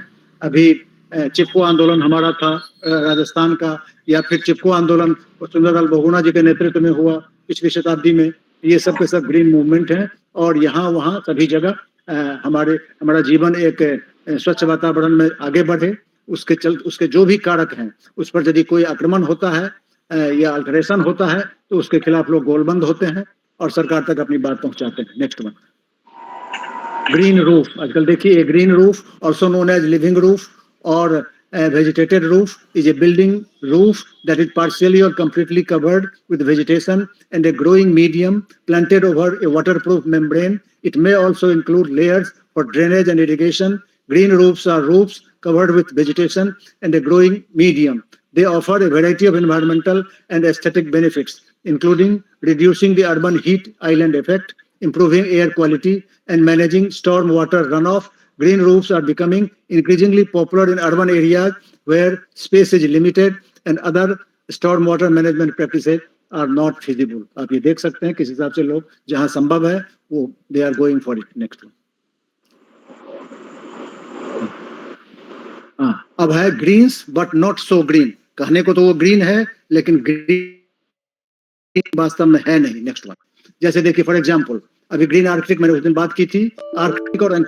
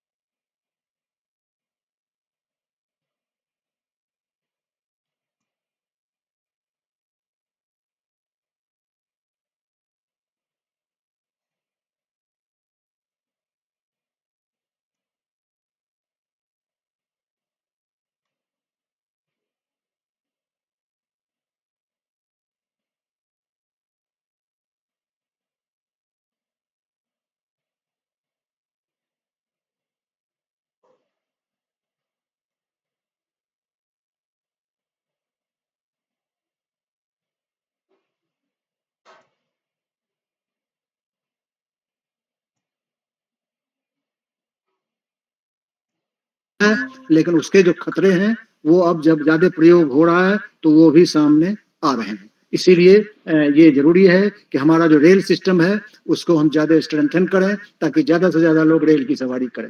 इलेक्ट्रिक व्हीकल्स आर नॉट, ये खास करके अपने आप में कोई पैनेसिया नहीं है जो हमारी समस्याओं का समाधान कर देगा। हाँ, तात्कालिक जरूरत है जिसका समाधान वो कर रहा है। Next one. हाँ, अब देखिए, अब मैं बात अपनी समाप्त करूंगा। Orans of Rajasthan in danger of being taken over by green energy projects. अब राजस्थान की मरुभूमि में खास करके जहाँ ये खेजड़ी वृक्ष वगैरह हैं, ओरान उनको कहा जाता है, एक तरह से वो सेंचुरी है मेंटेन्ड बाय द कम्युनिटी। तो उस एरिया में चूंकि वहाँ ज्यादा ये मरुभूमि है, टोटल एरिया है, तो वहाँ लगाया जा रहा है। लेकिन उसके चलते वहाँ के जो खास करके those traditional diversity hotspots support wildlife, domestic animals and human livelihoods। उस पर ये खतरा मंडरा रहा है। बहुत ज्यादा हम यदि सोलर पैनल्स लगावेंगे तो गर्मी बढ़ेगी उस एरिया में, और उस एरिया का जो वाइल्ड लाइफ है उस पर उसका प्रभाव पड़ेगा। इसीलिए हर चीज को सोच समझ के हमें करना चाहिए। एक्सेसिवली यदि हम we go for solar panels, raising solar panels, तो उसके अपने खतरे हैं जिसको कि हमें देखना चाहिए। ये स्टोरी है राजस्थान की खास करके। Next one. सोच समझ के हमें करना चाहिए। नेक्स्ट वन, आगे बढ़। हाँ, अब हम अपनी बात समाप्त करते हैं इस बात के साथ कि आज का जो दिन है, आज कौन सी तारीख है? 25 मई की जो तारीख है, ये विश्व उदबिलाव दिवस है। इसको हम ऑटर बोलते हैं। ये एनिमल पानी में होता है, खास करके डॉल्फिन हमारा नदियों में होता है, और ये जो है हमारे पोखरों और जो हमारे अन्य जल स्रोतों में भी होता है। तो हम पृथ्वी की ग्रीनरी बचाए रखने के लिए आज का जो दिवस है, हम उदबिलाव को भी याद करें। और इसी के साथ मैं अपनी बात समाप्त करता हूँ। Otters are indicators of healthy aquatic system. आपने मुझे मौका दिया, इसके लिए बहुत बहुत धन्यवाद। बहुत अच्छा। और ग्रीन पर इतना बोल गए आप, और सारे लोग जुड़ के मतलब एकदम मंत्रमुग्ध होके सुनते रह गए। और हमारे ख्याल से कोई भी ऐसा आदमी नहीं होगा जिसको आज के लेक्चर से ज्ञान नहीं मिला होगा और नया ज्ञान मिला होगा। तो हमारी धरती पर और खासकर हमारी बिहार की धरती में भी ऐसे ऐसे बड़े बड़े विद्वान हैं जिसको पहचानने की जरूरत है। आइडेंटिफिकेशन ऑफ टैलेंट एंड उसको फिर उसका जगह देना हमारे वेबनार अमिताभ का काम है। तो हम डॉक्टर विनोद गुप्ता कुछ पूछना चाह रहे हैं। उन्होंने हैंड रेज किया। सर, मैं एक बात आपके नोटिस में लाना चाहता हूँ। हमारे विश्वविद्यालय के पूर्व कुलपति प्रोफेसर साकेत कुशवाहा जी भी जुड़े हुए थे। पता नहीं अभी तक हैं कि नहीं है। अभी वो लद्दाख विश्वविद्यालय के कुलपति हैं। अरे वाह, अरे वाह, अरे वाह। हमारे मिथिला यूनिवर्सिटी में, फिर अरुणाचल यूनिवर्सिटी में कुलपति थे। अब वो हैं कि नहीं मैं समझ नहीं पा रहा हूँ। उनको बहुत बहुत मिला था। हाँ, तो कुशवाहा जी को जरा बोला था। कुशवाहा जी, यदि आप हैं तो प्लीज आ जाइए। कुशवाहा जी, कुशवाहा जी, डॉक्टर साकेत कुशवाहा जी अभी लद्दाख यूनिवर्सिटी के माननीय कुलपति हैं। अच्छा, जुड़े हुए हैं कि नहीं? मैंने उनको भेजा था। अच्छा, डॉक्टर शारदानंद चौधरी जी, शारदानंद चौधरी जी, आपका माइक कौन है? शारदानंद चौधरी जी, आपकी आवाज आ रही है। शारदानंद चौधरी जी, अपना माइक म्यूट कीजिए। शारदानंद चौधरी जी, शारदानंद चौधरी जी, अपना माइक म्यूट कीजिए। शारदानंद चौधरी, शारदानंद चौधरी, अपना माइक म्यूट कीजिए। क्लास डिस्टर्ब हो रहा है। हाँ, माइक म्यूट कीजिए। आप जो घर में बात कर रहे हो यहाँ सुनाई दे रहा है। अच्छा, डॉक्टर विनोद, यस सर। आप क्या पूछना चाहते हैं? डॉक्टर विनोद कुमार गुप्ता जी हमारे राष्ट्रीय मखाना अनुसंधान केंद्र में निदेशक रहे हैं, दरभंगा में पूर्व निदेशक। राष्ट्रीय मखाना अनुसंधान केंद्र। अच्छा, बहुत अच्छा। Thank you sir. मैं डॉक्टर विद्यानाथ का मैं शुक्रगुजार हूँ। बहुत उन्होंने हमें लिंक भेजा था और बहुत ही इनोवेटिव लेक्चर रहा ये सेमिनार। और मैं समझता हूँ कि लगभग हर फील्ड को इन्होंने टच किया, कैसे ग्रीन हमारे लाइफ में, हमारे जीवन में, नेशन में ग्रीन कवर कर रही है, हर स्टेप को उन्होंने किया है और हमें तो काफी इम्प्रेसिव और काफी एकेडमिक लेक्चर रहा। एक चीज मेरे को बड़ा इसमें जो समझ में आया, जैसे कि बताया कि बिहार में रेड ब्रिक को बंद करके और वो और छाई से जो बनी हुई ब्रिक थी उसको लगाया जा रहा है, तो ये एक बहुत अच्छा मूव है, क्योंकि हम सब जानते हैं कि अगर जो ईंट बनाने के लिए जो हम लोग मिट्टी काटते हैं, वो मिट्टी बनने में मिलियंस ईयर्स लगते हैं, उस मिट्टी को सिंपली ईंट बना करके हम खत्म कर देते हैं। तो अगर मिट्टी के टॉप सॉइल ही खत्म हो जाती है तो फिर हमारे लिए वो प्रोडक्शन पर जाकर असर करता है और फिर हमारे कल्टिवेबल लैंड खत्म होती है। तो ये एक अच्छा मूव है बिहार गवर्नमेंट की तरफ से, और भी गवर्नमेंट करेगी। और बहुत सारी चीजें हैं जो हम लोग देखते हैं लेकिन कनेक्ट नहीं किए थे। डॉक्टर विद्यानाथ जी ने बड़ा अच्छा कनेक्ट करके हर बताया, और लगभग हम लोग लगता है कि हर आदमी के जीवन में ग्रीन वर्ड बहुत तेजी से इंक्लूड हो रहा है और आने वाला फ्यूचर हमको लगता है बहुत अच्छा होगा। और इस शब्दों के साथ मैं डॉक्टर विद्यानाथ जी को बहुत बहुत धन्यवाद देता हूँ। उन्होंने हमें इनवाइट किया और हमने एजुकेट हुए, अपने नॉलेज को अपलिफ्ट किया। So nice every sir, thank you sir. Doctor Vinod ji और बाकी जितने भी लोग हैं, जी जी, बाकी कौन किसका आवाज आ रहा है? अपना अपना माइक म्यूट कर लें प्लीज, माइक म्यूट कर लें, माइक म्यूट कर लें। आपकी आवाज आ रही है, आप घर में जो बात कर रहे हैं। अच्छा, अब मैं, अरे यार कौन है ये, किसका आवाज आ रहा है पता नहीं। हाँ अच्छा, तो वास्तव में आज का लेक्चर बहुत, और आजकल 30-35 आदमी जुड़ गए थे हम लोग, तो हम लोगों ने बहुत अच्छा ज्ञान लिया। डॉक्टर गुप्ता और जो भी नए विद्वान लोग आए हैं, हमने अपना नंबर लिखा के फिर से लिख लीजिए 790-359-5877 790-359-5877। आप हमारे ग्रुप में जुड़ जाएंगे तो हमारे ग्रुप का रौनक बढ़ जाएगा। और अगले बार हम डॉक्टर विनोद जी को, डॉक्टर कुलपति जो थे कुशवाहा जी को सुनना चाहेंगे, डॉक्टर जावेद को सुनना चाहेंगे, सबको सुनना चाहेंगे। तो उनका नंबर आएगा, हम सबको लिंक भेज देंगे। हम लोग कोई फीस नहीं लेते हैं और हम लोग ज्ञान का आदान प्रदान करेंगे। और हमारे किसी विद्वान को कुछ बोलना है, कृपया बोलें। मुझे बोलना है सर। हाँ बोलिए सर, बोलिए। कोई सब्जेक्ट आइडेंटिफाई करके फिर मैं भेजूंगा आपको। हेलो सर, लेक्चर के लिए। हाँ मुझे बोलना है सर। हाँ बोलिए बोलिए। मैं विद्याओं के भाषण को, ओजस्वी भाषण मैंने सुना। उन्होंने पृथ्वी के संबंध में जो कहा है वो सही में, पृथ्वी तो ग्रीन पृथ्वी है ही, और जितने भी इन्होंने आयाम ग्रीन पर कहा है वो वाकई काबिल तारीफ है। और बिहार में 15% नहीं, मात्र 11% ग्रीनरी कवर है। फॉरेस्ट का नामो निशान नहीं है जो होना चाहिए। और हम जो लगाते हैं एफोरेस्टेशन, उस ग्रीन कवर हम कह सकते हैं। दूसरी बात उन्होंने कहा है, अंटार्कटिका की बात उन्होंने कही है, ये बात सही है। जो 2030 तक अंटार्कटिका का स्थिति बहुत खत्म हो जाएगा, क्योंकि हर एक साल गर्मी बढ़ने से वहां पर चट्टान खिसकता है, वो ये क्या नाम, बर्फ खिसकता है और बहुत बड़े पैमाने पर बर्फ पिघल रहा है। अगर ऐसा ही समय रहा तो ये जो समुद्र का स्तर है इतना अधिक आगे बढ़ जाएगा कि बहुत सारे जो समुद्र किनारा हमारा है वो नीचे चला जाएगा। तो इनका यहाँ पर भी बहुत सटीक ये रहा है, भाषण रहा है। मैं इनके ओजस्वी भाषण पर मंत्रमुग्ध हूँ और मैं आशा करता हूँ और भी अच्छे ढंग से हम लोगों को आगे बढ़ाएंगे। बहुत बहुत धन्यवाद। बहुत अच्छा, बहुत अच्छा। और क्या चंद्रभूषण आप कुछ बोलना चाह रहे हैं? आपने हैंड रेज किया। हाँ बोलिए।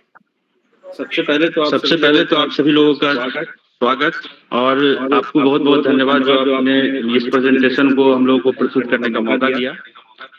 और सर ने बहुत अच्छा प्रेजेंटेशन दिया है और हम लोगों ने कोशिश करके लगभग ध्यान सभी लोगों का आकृष्ट करने का कोशिश किया है कि हमारी पृथ्वी या हमारा एनवायरनमेंट किस तरफ जा रहा है, हमारा इकोसिस्टम किस तरफ जा रहा है और पूरे मानव जाति को इससे एक खतरा है। इस चीज़ों को केंद्रित करते हुए हम सभी लोगों को ध्यान देने की ज़रूरत है। चाहे ग्रीन फॉरेस्ट्री को बढ़ाना हो, हर जीवन के हर पहलू में ग्रीन शब्द को जोड़ करके दिखाया गया है कि हम कैसे अपने जीवन में इन चीज़ों को उतार करके और इस पृथ्वी को रहने लायक और बना सकते हैं। इन्हीं शब्दों के साथ मैं आप सभी लोगों का धन्यवाद देना चाहूँगा। Thank you. Thank you doctor Madan, आप कुछ बोलना चाह रहे हैं? मदन जी आप क्या बोलना चाह रहे हैं? मदन जी आपने हैंड रेज किया है। मदन जी, ओके, तो ये उमेश जोशी जी होंगे। उमेश जोशी जी, उमेश जोशी जी, मदन। धन्यवाद अमिताभ जी। बहुत अच्छा लगा। विद्यानाथ झा साहब तो हमारे देश के बहुत बड़े वैज्ञानिक हैं और आप शिक्षा के क्षेत्र में काफ़ी आपका अनुभव रहा है। आप बिहार में गवर्नमेंट कॉलेज में प्रिंसिपल भी रहे हैं।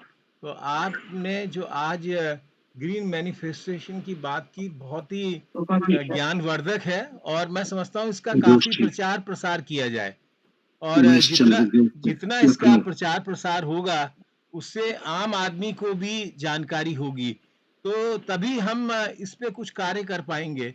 मैं बस इतना ही कहूँगा कि ग्रीन मैनिफेस्टेशन का जो हमारा मतलब है वो ऐसा है कि ऐसे लक्ष्यों की पूर्ति है जो प्रकृति, पर्यावरण और पृथ्वी के संरक्षण के साथ संतुलन में हो और ये केवल भौतिक सुखों की बजाय हम ऐसे लक्ष्य निर्धारित करें जो पर्यावरण के प्रति संवेदनशील हों, है ना। आपने विद्यानाथ जी ने तो एक लंबे टर्म्स में इसको बताया कि ग्रीन कहाँ से जुड़ा हुआ है। आपने ग्रीनलैंड की बात की, ग्रीन रेल की बात की, अनेक बातें बताई। तो ये इसमें हमारे में सकारात्मक सोच, कृतज्ञता और प्रकृति के प्रति प्रेम की भावना आपके व्याख्यान में झलकी और हम इसको अगर फॉलो करेंगे तो हम पृथ्वी क्या ब्रह्मांड को बचाएंगे। आज तो हमारी पृथ्वी खिसक रही है हमारे हाथ से, कल को ब्रह्मांड भी खिसकेगा और पृथ्वी जब रहने लायक नहीं रहेगी तो कौन रहेगा, कौन रह पाएगा यहाँ पे। आप देखिए कि जो क्लाइमेट चेंज हो रहा है उसमें ऐसे तूफान आते हैं, ऐसी गर्मी होती है, ऐसी भयंकर सर्दी भी पड़ती है मतलब टाइम में नहीं, अपने आप ही कभी कभी। तो ऐसे में मनुष्य का सर्वाइवल बड़ा मुश्किल हो जाएगा। तो हम सभी के लिए ये बात आवश्यक है कि हम ग्रीन मैनिफेस्टेशन पे विचार करें, पर्यावरण को बचाएं, स्थायी विकास को ध्यान में रख के काम करें और ये विचार ऊर्जा के संरक्षण, वृक्षारोपण, जल संरक्षण और प्लास्टिक रहित जीवन के शैली के बारे में जो आज विद्यानाथ झा सर ने बताया वो बहुत ही बहुत ही मैं उसकी प्रशंसा करता हूँ और मैं समझता हूँ कि जितने लोग यहाँ पे आए उन सभी वो सभी इस बात से सहमत होंगे कि ग्रीन मैनिफेस्टेशन और हमारी जो लाइफ के बीच में कितना कितना घनिष्ठ संबंध है और इसमें यह माना जाता है कि जब से हम प्रकृति के साथ सामंजस्य करेंगे तभी हम अपने जीवन को यहाँ बचा पाएंगे। जितना प्रकृति से हम दूर जाएंगे या प्रकृति को नष्ट करेंगे हमारा जीवन अपने आप ही समाप्त हो जाएगा। और आध्यात्मिक यानी कि एथिकल पॉइंट ऑफ व्यू से भी इसमें एक जागरूकता लानी है। हमें अपनी इच्छाओं को भी सीमित करना है और ग्रीन मैनिफेस्टेशन पर्यावरण के प्रति उत्तरदायित्व, आस्था और समर्पण के साथ जीवन जीने की प्रेरणा है। ऐसा मुझे लगा सर विद्यानाथ जी के आज के व्याख्यान से और मुझे बड़ी खुशी होती है कि विद्यानाथ जी जब भी आते हैं तो इनके साथ इतने लोग आते हैं क्योंकि सर का एक सोशल जीनियस जो है सर में वो भी बहुत अच्छी है। मैं सर के साथ लखनऊ में थोड़ी देर के लिए मिला था और मुझे ये लगा कि सर किस तरह से एक नए व्यक्ति से भी अपने तालमेल करते हैं और अपने बातों से, अपने ज्ञान से लोगों को जोड़ते हैं। तो हमारे इस जो ग्रुप है इसमें इतने लोग हो गए हैं, तो विद्यानाथ सर के कुछ और भाषण भी आप कराएं जो वैज्ञानिक शोध, वैज्ञानिक प्रवृत्ति और विज्ञान के संबंध में सभी को जानकारी देने के लिए भी उपयोगी होंगे, खास तौर पे हमारी यंग जनरेशन को। मैं बहुत-बहुत अमिताभ प्रसाद जी आपका आभारी हूं कि आप इतना पेन ले रहे हैं सबको जोड़ने के लिए। और आज के व्याख्यान से मैं तो बहुत ही प्रभावित हूँ और सभी को मैं धन्यवाद दूंगा, डॉक्टर विद्यानाथ झा को, सर को, कि उन्होंने प्रकृति के और ग्रीन मैनिफेस्टेशन के बीच में जो संबंध बताया और ग्रीन टेक्नोलॉजी, ग्रीन शब्द से जुड़ते हुए कई इसके जो रूप थे उनके बारे में बताया। तो सर को बहुत-बहुत साधुवाद, बहुत-बहुत धन्यवाद। Thank you very much. बहुत अच्छा, बहुत अच्छा। मदन कुमार जी, आप कुछ बोलना चाहते थे? मदन कुमार जी, आपने कुछ नहीं। डॉक्टर जावेद अब्दुल्ला कुछ बोलना चाह रहे हैं। डॉक्टर जावेद अब्दुल्ला, आपका स्वागत है। बोलिए, बोलिए, आप क्या कमेंट कर रहे हैं? डॉक्टर जावेद अब्दुल्ला। सभी को मेरा नमस्कार। हाँ जी। मेरी आवाज जा रही है? जा रही है। और सर, आप सभी से रिक्वेस्ट है कि हमारे नंबर पे अपना नंबर भेज दीजिएगा, आपको मेंबर बनाएंगे, कोई फीस नहीं है। और हम लोग आपका भी व्याख्यान सुनेंगे क्योंकि सारे विद्वान लोग हैं। आइए, बोलिए। प्रसाद साहब, सर ने इससे पहले भी मैं याद दिलाना चाहूँगा 2024 में, जून 2024 में मेरा ख्याल है एनवायरमेंटल सिटीजनशिप पर एक हम लोगों ने फेस्टिवल शुरू किया था करीब 14 दिनों का। तो उसमें भी ये ग्रीन पर सर ने एक अपनी प्रिजाइडिंग की थी, एक लेक्चर की। तो वहाँ भी हम लोगों ने डीप ग्रीन और लाइट ग्रीन पर बातचीत की थी। सर ने भी अपनी बात रखी थी। फिर ये कि एक ब्राइट ग्रीन भी एक है जो क्या कहते हैं, एलेक्स स्टीफन है, उनकी किताब है, तो उसमें उन्होंने 2003 में इसका जिक्र किया था। और डीप ग्रीन के बारे में अर्ने नॉइज ने, वो नॉर्वेजियन फिलोसोफर हैं और इकोलॉजिस्ट हैं। तो सर जिस तरह से बता रहे थे तो मुझे तो लग रहा था कि कोई फिल्म की स्क्रिप्ट चल रही है। बिल्कुल, इतना खूबसूरत, इतना प्यारा और बहुत अच्छा, बहुत अच्छा। आउटस्टैंडिंग था बिल्कुल सर। मैं बहुत ही खुश हुआ। साइंस ऐसी चीज़ है जो बिल्कुल नीरस होती है, बिल्कुल जड़ीर होती है, बिल्कुल टचलेस होती है बिल्कुल। वो उसको इतना खूबसूरत ढंग से सर ने रखा, इसके लिए हम सबको बहुत क्या कहूँ सर, मेरे पास शब्द नहीं। बहुत अच्छा, बहुत अच्छा। बहुत बहुत शुक्रिया सर।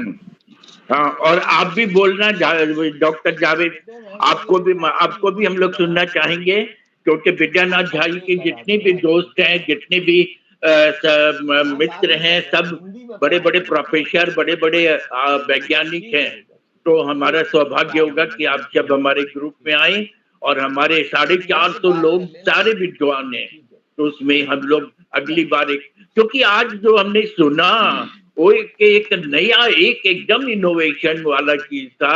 अफ्रीका से, घाना से मनोज कपूर साहब जुड़े थे, पता नहीं है या नहीं। अफ्रीका से मनोज कपूर साहब जुड़े थे।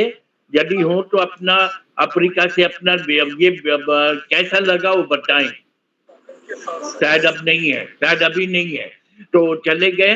तो ये क्या नाम है, हमारे और भी जितने भी श्रोता हैं, विद्वान हैं, तो वो कुछ बोलना चाहें तो बोलें, कुछ पूछना चाहें तो पूछें। ग्रीन पर तो इन्होंने विद्यानाथ झा जी ने एक नया आंदोलन ये अपने से एक और हम मतलब इसमें हम ऑफलाइन भी प्रोग्राम अब फिर दोबारा दरभंगा गए तो वहां पे उनका करवाएंगे और यहाँ भी जहाँ बाहर भी जाएंगे वहां भी करवाएंगे। प्रसाद साहब हमारे गार्जियन, वो क्या बोलेंगे, उनकी क्या अभिव्यक्ति है? प्रसाद साहब, प्रसाद साहब को कैसा लगा? हाँ, बहुत अच्छा। क्या कहूँ, अच्छा कहना। इतने विद्वान है डॉक्टर झा, और आज का जो व्याख्यान था वो इतना मेहनत से संकलन किया हुआ नॉलेज, एक एनसाइक्लोपीडिक नॉलेज जो उन्होंने हम लोगों को सुनने का मौका दिया, related to green and not so green. और ये तो एक ऐसी चीज है मस्तिष्क में अब आ गई है, जिसका इस्तेमाल हम लोग आम आम भाषा में और आम बातचीत में भी हम लोगों को यह इन्फ्लुएंस करेगा और हम लोग अपनी बातों को अच्छी तरह से प्रकट कर सकते हैं इस शब्द का इस्तेमाल करके। अब जब इतनी सारी चीजें बताई है, उसकी जो टेक्नोलॉजी है, अब उसके मन में तो ये वो बातें आती हैं। अब जैसे हाइड्रोजन के बारे में कहा उन्होंने, तो रास्ते पर हम हैं, उसी रास्ते पर के हाइड्रोजन पानी से हम सेपरेट करके एनर्जी रिकवर करेंगे। अब कोई इच्छा होती है जानने की कि इसकी इम्प्लीकेशंस क्या हैं, इसके इम्प्लीकेशंस क्या है। फिर इलेक्ट्रिक कार्स के बारे में उन्होंने बताया, उसमें भी जिज्ञासा उठ रही है कि इलेक्ट्रिक कार्स के साथ तो वो जो चिंता का विषय बन रहा है, इन सब चीज़ों पर ध्यान जा रहा है। तो उस ध्यान को लाते ही इस व्याख्यान की कीमत और बढ़ जाती है, क्योंकि ये अगर नहीं सुनते तो हम इसकी गहराई में जा करके जानने की जो उत्कंठा, जो जिज्ञासा है, वो बहुत तेज हो रही है। अब कोशिश यही होगी कि अमिताभ जी कुछ ऐसे व्याख्यान का और भी इंतजाम करें जिसमें इसकी टेक्निकलिटीज में भी हम लोग जा सकें और वो ज़्यादा हम लोगों को सेटिस्फाइंग होगा। ऐसे तो सब लोग थोड़े बहुत साइंस के विद्यार्थी, हर भी जो भी बॉटनी के हैं या जूलॉजी के हैं, जो लोग हैं सब लोग साइंस डोमेन से ही आते हैं, तो उनको समझ में भी आ जाएगा केमिस्ट्री, ग्रीन केमिस्ट्री नाम की चीज़ जो अभी बढ़ती जा रही है। और हम लोगों ने कभी सोचा नहीं था कि केमिस्ट्री ग्रीन का इतना सार्थक नाम है इस ग्रीन केमिस्ट्री का, और इसके पोटेंशियलिटीज इतने ज़्यादा हैं। अभी मैं वो लीफ की बात बता रहे थे। अब तो हमने कुछ दिनों पहले देखा था कि बड़े बड़े साल पेड़ के जो पत्ते होते हैं, मोटे पत्ते होते हैं, उन पत्तों का खूब उपयोग हो रहा है बायोडिग्रेडेबल प्लेट्स इसको और भी जो इस तरह की जो जिन चीज़ों को हम लोग चाइनीज पोर्सलेन वगैरह के जो चीज़ें बनती है, टूटने वाली होती है और वो डिग्रेड नहीं होती है, तो वो उसके बदले में पेड़ के पत्तों का प्लेट इतना पॉपुलर हो गया कुछ खास जगह में कि सब लोगों ने उसी का इस्तेमाल शुरू कर दिया पार्टीज वगैरह में। तो ये तो बहुत इसके जो कई फेसेट्स हैं। अब जैसे अंटार्कटिका और आर्टिका के बीच में अब ये एक ऐसा मिसनोमर है कि जो उसको हम लोग ग्लेशियर से जोड़ करके हम उसको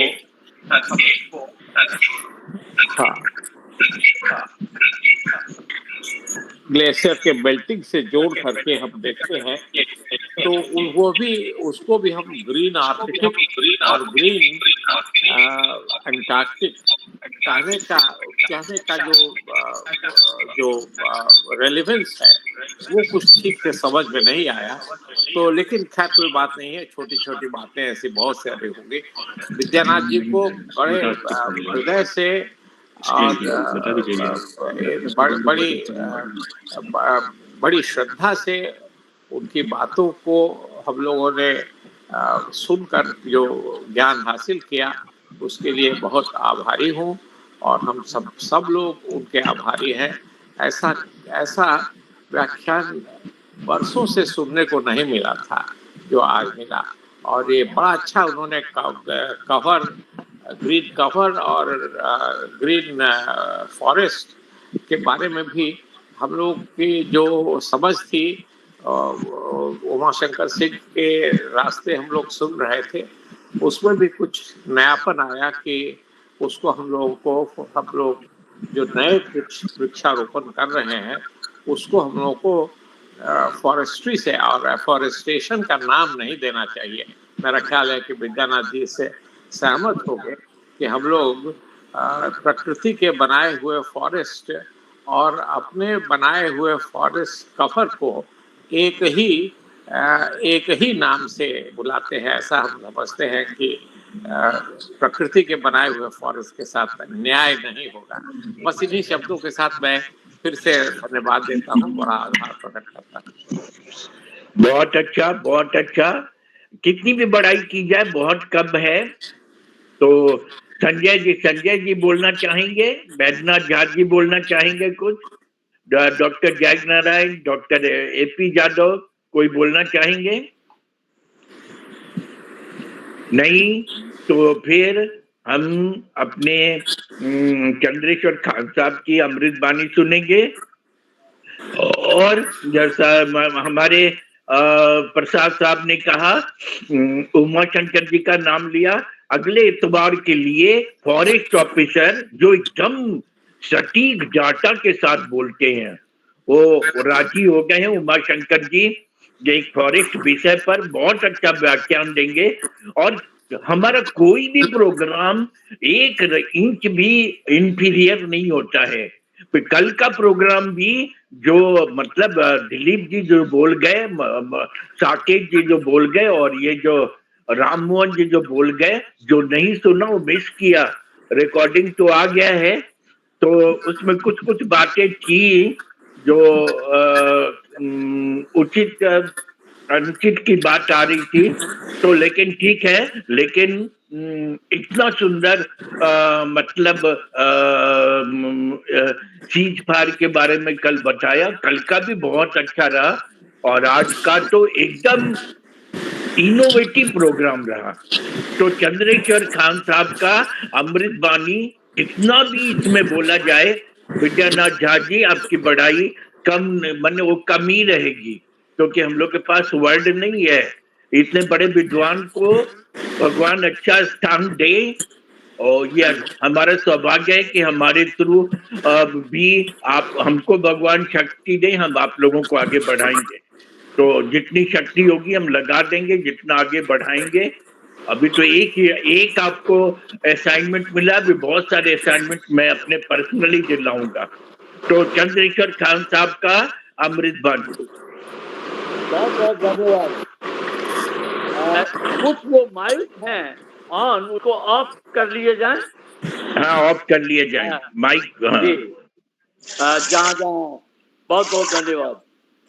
आज मुझे ऐसा लगा कि विद्यानाथ जी तो विद्या के नाथ हैं ही, और मैं बड़े भाव से उनको सुनते हुए ये लगा कि हरी भरी वसुंधरा पे नीला नीला ये गगन, ये ऐसी परिकल्पना जिसको हमने गानों में सुना है कि हरी भरी वसुंधरा पे नीला नीला ये गगन, इस चीज की यदि रक्षा होगी तो ये हरित क्रांति के बारे में जिस विद्वता के साथ, जिस वैज्ञानिक शोध के साथ, खोज के साथ इन्होंने रखा, और जितने लोगों को इन्होंने आमंत्रित किया, starting with doctor Javed and doctor Kameshwar and the allied kind of people who joined us because of Dr. Vidyanatha.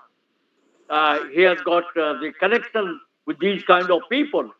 So as Akhori Maheshwari Prasad sir has said, it's a revolution in itself, green revolution. If we are unable to bring the green revolution, number one, the case of blindness will increase. इसीलिए ये बोला गया था कि सावन के अंधे को हरा ही हरा दिखता है, क्योंकि उसने हरा देखा है तो बाद में उसको वही लगेगा। तो आप ये देखेंगे कि केवल सावन में हरा भरा नहीं लगे, यदि साल भर हरितमा बनी रहती है तो उसका एक total progress of human life will be different.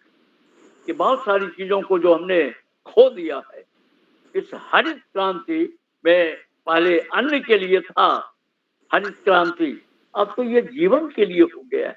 अन्न भी जीवन के लिए ही है, लेकिन यदि इसकी जरूरत हम समझेंगे नहीं और इस विद्वतापूर्ण भाषण में जो पॉइंट्स दिखाए गए हैं उसको जब तक बढ़ाएंगे नहीं तब तक हमारा वो व्यापक कल्याण जो होना है उसमें देरी लगेगी।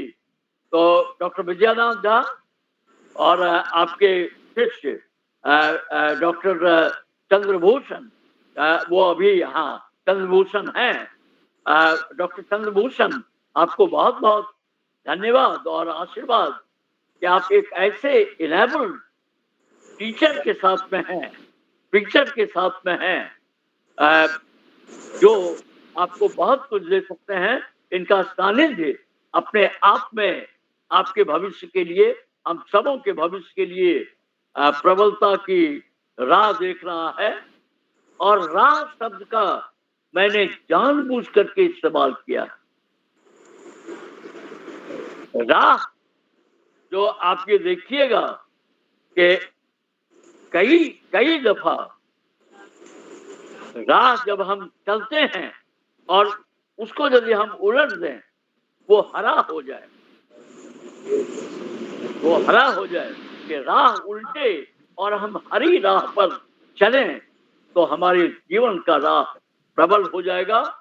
इन्हीं भावनाओं के साथ, हरित संभावनाओं के साथ इस नई हरित क्रांति जिसे डॉक्टर विद्यानाथ के अनुमति से मैं देना चाहूंगा कि green revolution resonance 2, one resonance was brought earlier, the green revolution. This is green revolution resonance 2, and if the humankind all over the world get united over the green culture, the green nation, the green world, life will be much easier, and the kind of hazard which he has hinted will not be totally prevented because many bad things have happened in the past, but the amount will be less. So these kind of emotions, passion, and compassionate kind of view, Dr. Jha, thank you very, very much for your very, very enlightening spirit and speech, which will bring a kind of green revolution. Thank you so much, and God bless you. I'm grateful to all the scholars, all the vice chancellors, all the great scholars of our country who have joined together. Will be with a webinar, Amitabh. Webinar Amitabh is also bringing the green revolution. That's also his green personality is showing. So thank you very much. I hope and pray that the things will move greener in a faster way. Thank you so much, and God bless all of us. फिर से हरी भरी वसुंधरा पे नीला नीला ये गगन। बहुत बहुत धन्यवाद। बहुत अच्छा सर, बहुत अच्छा। और this is happening due to blessings of you great people, you pious people to whom I respect. और अब प्रत्येक प्रोग्राम में you might have seen that I used to invite you all the great peoples, and today we are lucky that we got Kameshwar Chaudhary साहब also. Kameshwar Chaudhary साहब यदि हैं तो वो भी अपना कुछ आशीर्वाद वचन दें। कामेश्वर चौधरी जी यदि नहीं है तो मैं बाकी सभी लोगों को ये बता दूं, बाकी सभी लोगों को। अमिताभ जी, डॉक्टर विजयानाथ मिथिला के कल्चर का बोल रहे थे, और जिसमें आवाज कम हो गई थी, लगता है वो पान और मखान को लाना चाहते थे। देखिएगा कि पान भी टोटल ग्रीन और मखान भी काजू का पत्ता है, वो टोटल ग्रीन। और आज ये मैथिल लोगों का भी सम्मेलन है, कि बहुत झाझा होते हुए भी, जैसे झाझा में गाड़ी रुक जाती है, तो यहाँ झा मैं था, लेकिन गाड़ी बड़ी अच्छी तरह से चली, एकदम बहुत अच्छा, बहुत अच्छा। और हम तो धन्यवाद जगते झा जी हम तो विद्वानों की कदर करते हैं, और भगवान इसीलिए मुझे शक्ति दे रहे हैं कि और नए नए विद्वान जुड़ रहे हैं। शनिवार को बात हो रही है संगीता टोडमल फ्रॉम अमेरिका से बोलेंगी, और रविवार को हमारे विद्वान डॉक्टर उमा शंकर जी IFS जो हैं वो बोलेंगे। उमा शंकर जी का लेक्चर आप सुन चुके हैं, संगीता टोडमल का भी सुन चुके हैं, जो एक तरह से विद्यानाथ झा जी के स्तर का ही होगा। लेकिन विद्यानाथ झा जी का जो लेक्चर था वो एक इनोवेटिव लेक्चर था, एक नए विषय पर था। ग्रीन पे इतना बोल जाना और बिहार की धरती पे इतना बड़ा विद्वान को हिंदुस्तान का रौनक बढ़ाते हुए देखना, इससे मेरा मन पर बहुत खुश है। और हम अपने भगवान को प्रणाम करते हैं कि ऐसे ऐसे लोगों को आगे बढ़ाने का हमें शक्ति दें और ये लोग बढ़े भी। Doctor Javed, you want to say something? Doctor Javed sir, Chandreshwar साहब ने विशाताराम को ये फिल्म फूल वो मोती बन गई, बूंद जो मोती बन गई, इसके गीत उन्होंने रखा, बहुत खूबसूरत सर। हरी हरी वसुंधरा में नीला नीला ये गगन के जिसकी आरती उतारता रहा पवन, घटाएं देखो ये किस कवि की कल्पना का चमत्कार है? ये वाला गीत है। ये कौन चित्रकार है, ये कौन चित्रकार है? बहुत अच्छा, मुकेश ने भी इसको गाया है और इसको लिखा है उसने हमारे जो शैलेंद्र कवि थे उन्होंने लिखा है, और बहुत अच्छा है। एक बार संगीत का भी प्रोग्राम रखेंगे, हम संगीत में भी रुचि रखते हैं, हमारे पास बहुत अच्छे अच्छे संगीत विशेषज्ञ हैं, हमने भी संगीत सीखा है, तो एक दिन संगीत का भी अनुभव लेंगे। लेकिन अगले शनिवार रविवार को भी आना मत भूलिएगा। और विद्यानाथ झा जी, जब तक ये नागेश झा जी नहीं आएंगे तो हमारा ऊपर का प्रार्थना, शुरू का प्रार्थना आप दोनों करते हैं, तो वो आपका रहना जरूरी है। तो सिंगापुर से जब आएंगे तब वो ज्वाइन करेंगे। हालांकि अब अमेरिका से, कनाडा से, न्यूजीलैंड से सब बोल रहे हैं, तो विशेष दिक्कत तो नहीं होनी चाहिए। सिंगापुर से बोल नए गए हैं इसीलिए हो सकता है। नहीं, उनका बेटा वहीं रहता है सर, मैं बेटा वहीं रहता है। हाँ जी, ये बड़े इकोनॉमिस्ट हैं केनेथ बॉल्डिंग, आप सभी जानते हैं, अमेरिका के। तो उन्होंने योहान गाल्टंग के ऊपर एक बात कही है। Johan Galtung, he is Norwegian sociologist, now he is passed away. तो और पीस स्टडीज उनका बड़ा काम है, बल्कि he is the founder of peace studies.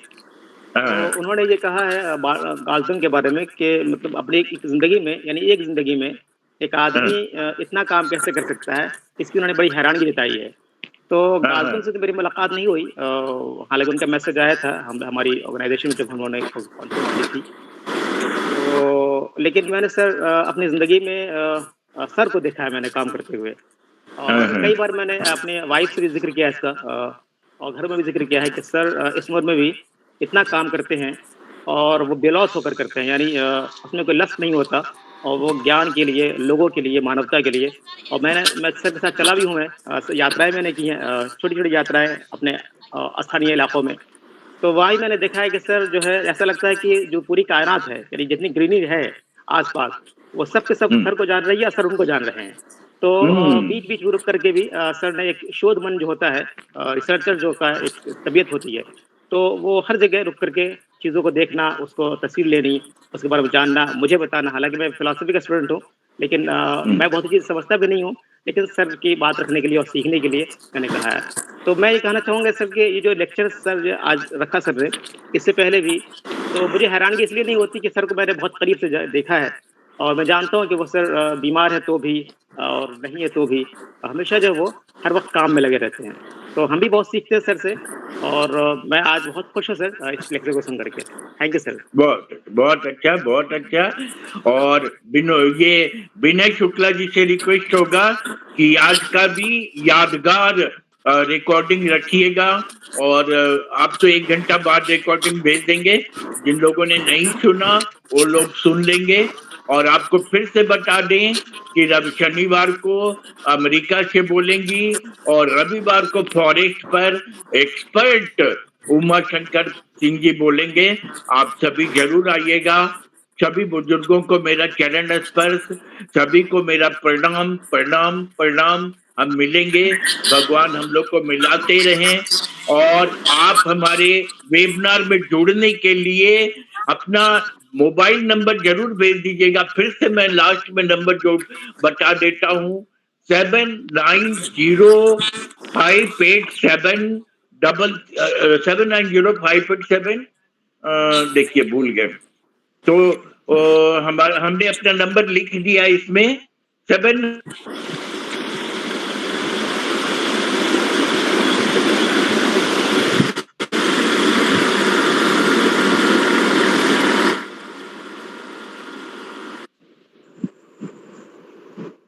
Doctor जय नारायण दुबे जी ह्यूमन राइट्स से जुड़े हुए हैं, उनको भी देख रहा हूं।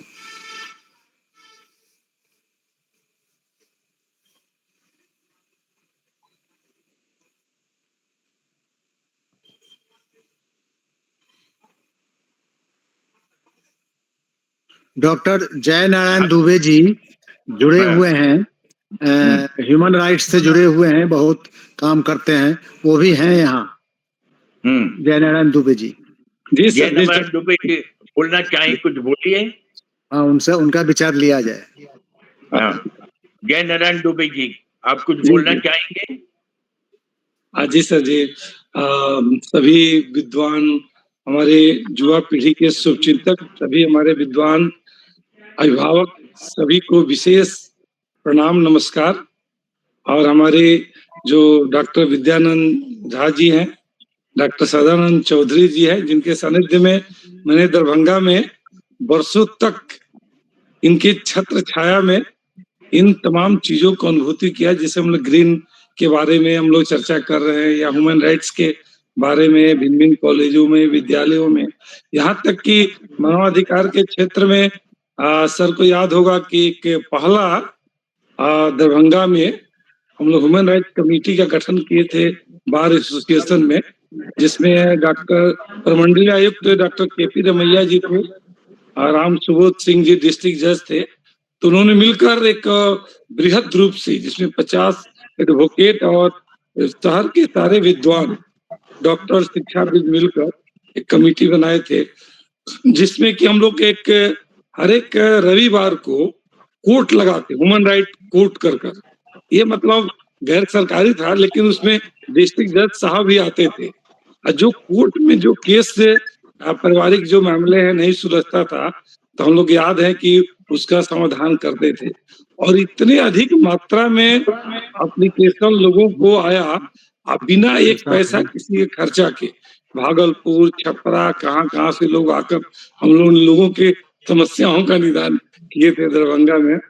और दूसरा भी हम लोग जो चर्चा कर रहे हैं ग्रीन के लिए, तो देखिए आप सभी बुजुर्गों, अभिभावकों के आशीर्वाद से, भगवान की कृपा से अभी मुझे जिम्मेवारी मिली है रिसोर्स पर्सन के रूप में बिहार के जो भी शिक्षक है हर एक विद्यालय के +2 तक का, यानी प्राइमरी से लेकर +2 के विद्यालयों का ये चंद्रगुप्त प्रबंधन संस्थान पटना में है, वहां पर ट्रेनिंग प्रशिक्षण दिया जा रहा है।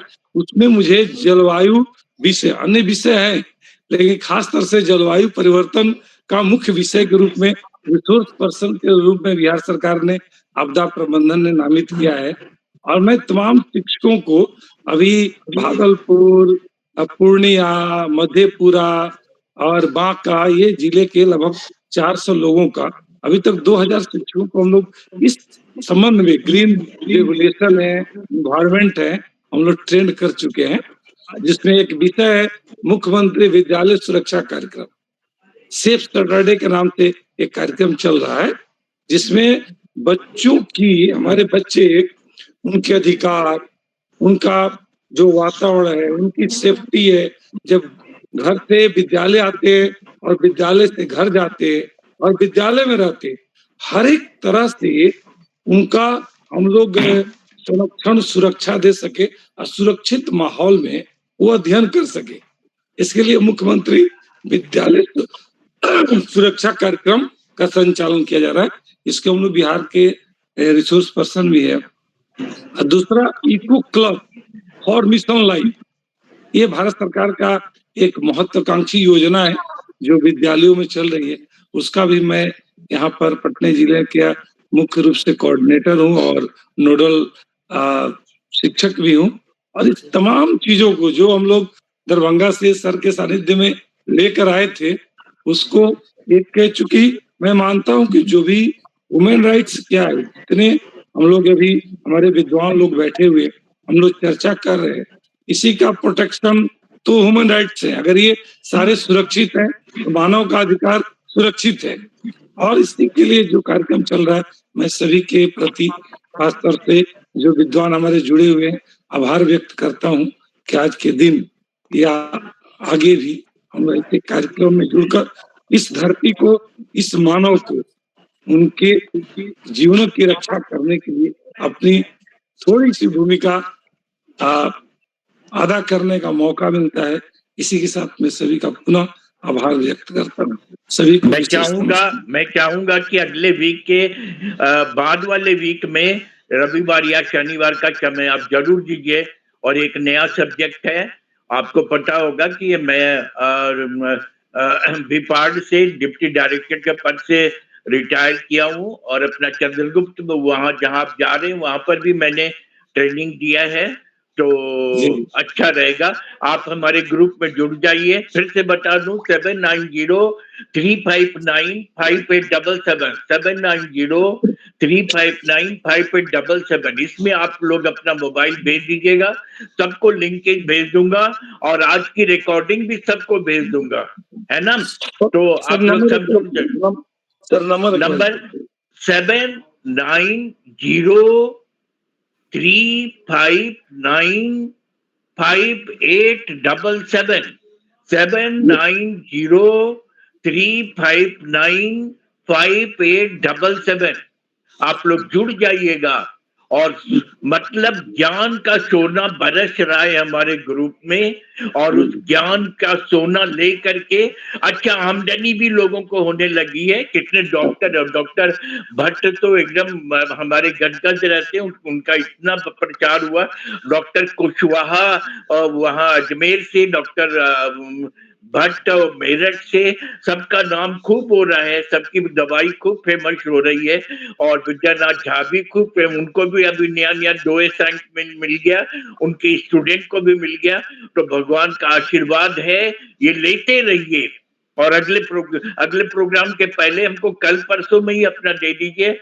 और डॉक्टर जय नारायण अब इस सैटरडे संडे के बाद वाले सैटरडे संडे में आपका समय हम लेंगे। आपने बताया बच्चों के अक्षर के बारे में, उसके बारे में हम लोग सुनना चाहेंगे। और फिर सबको प्रणाम प्रणाम प्रणाम प्रणाम। कल फिर हम लोग नए उत्साह से मिलेंगे और दोनों सैटरडे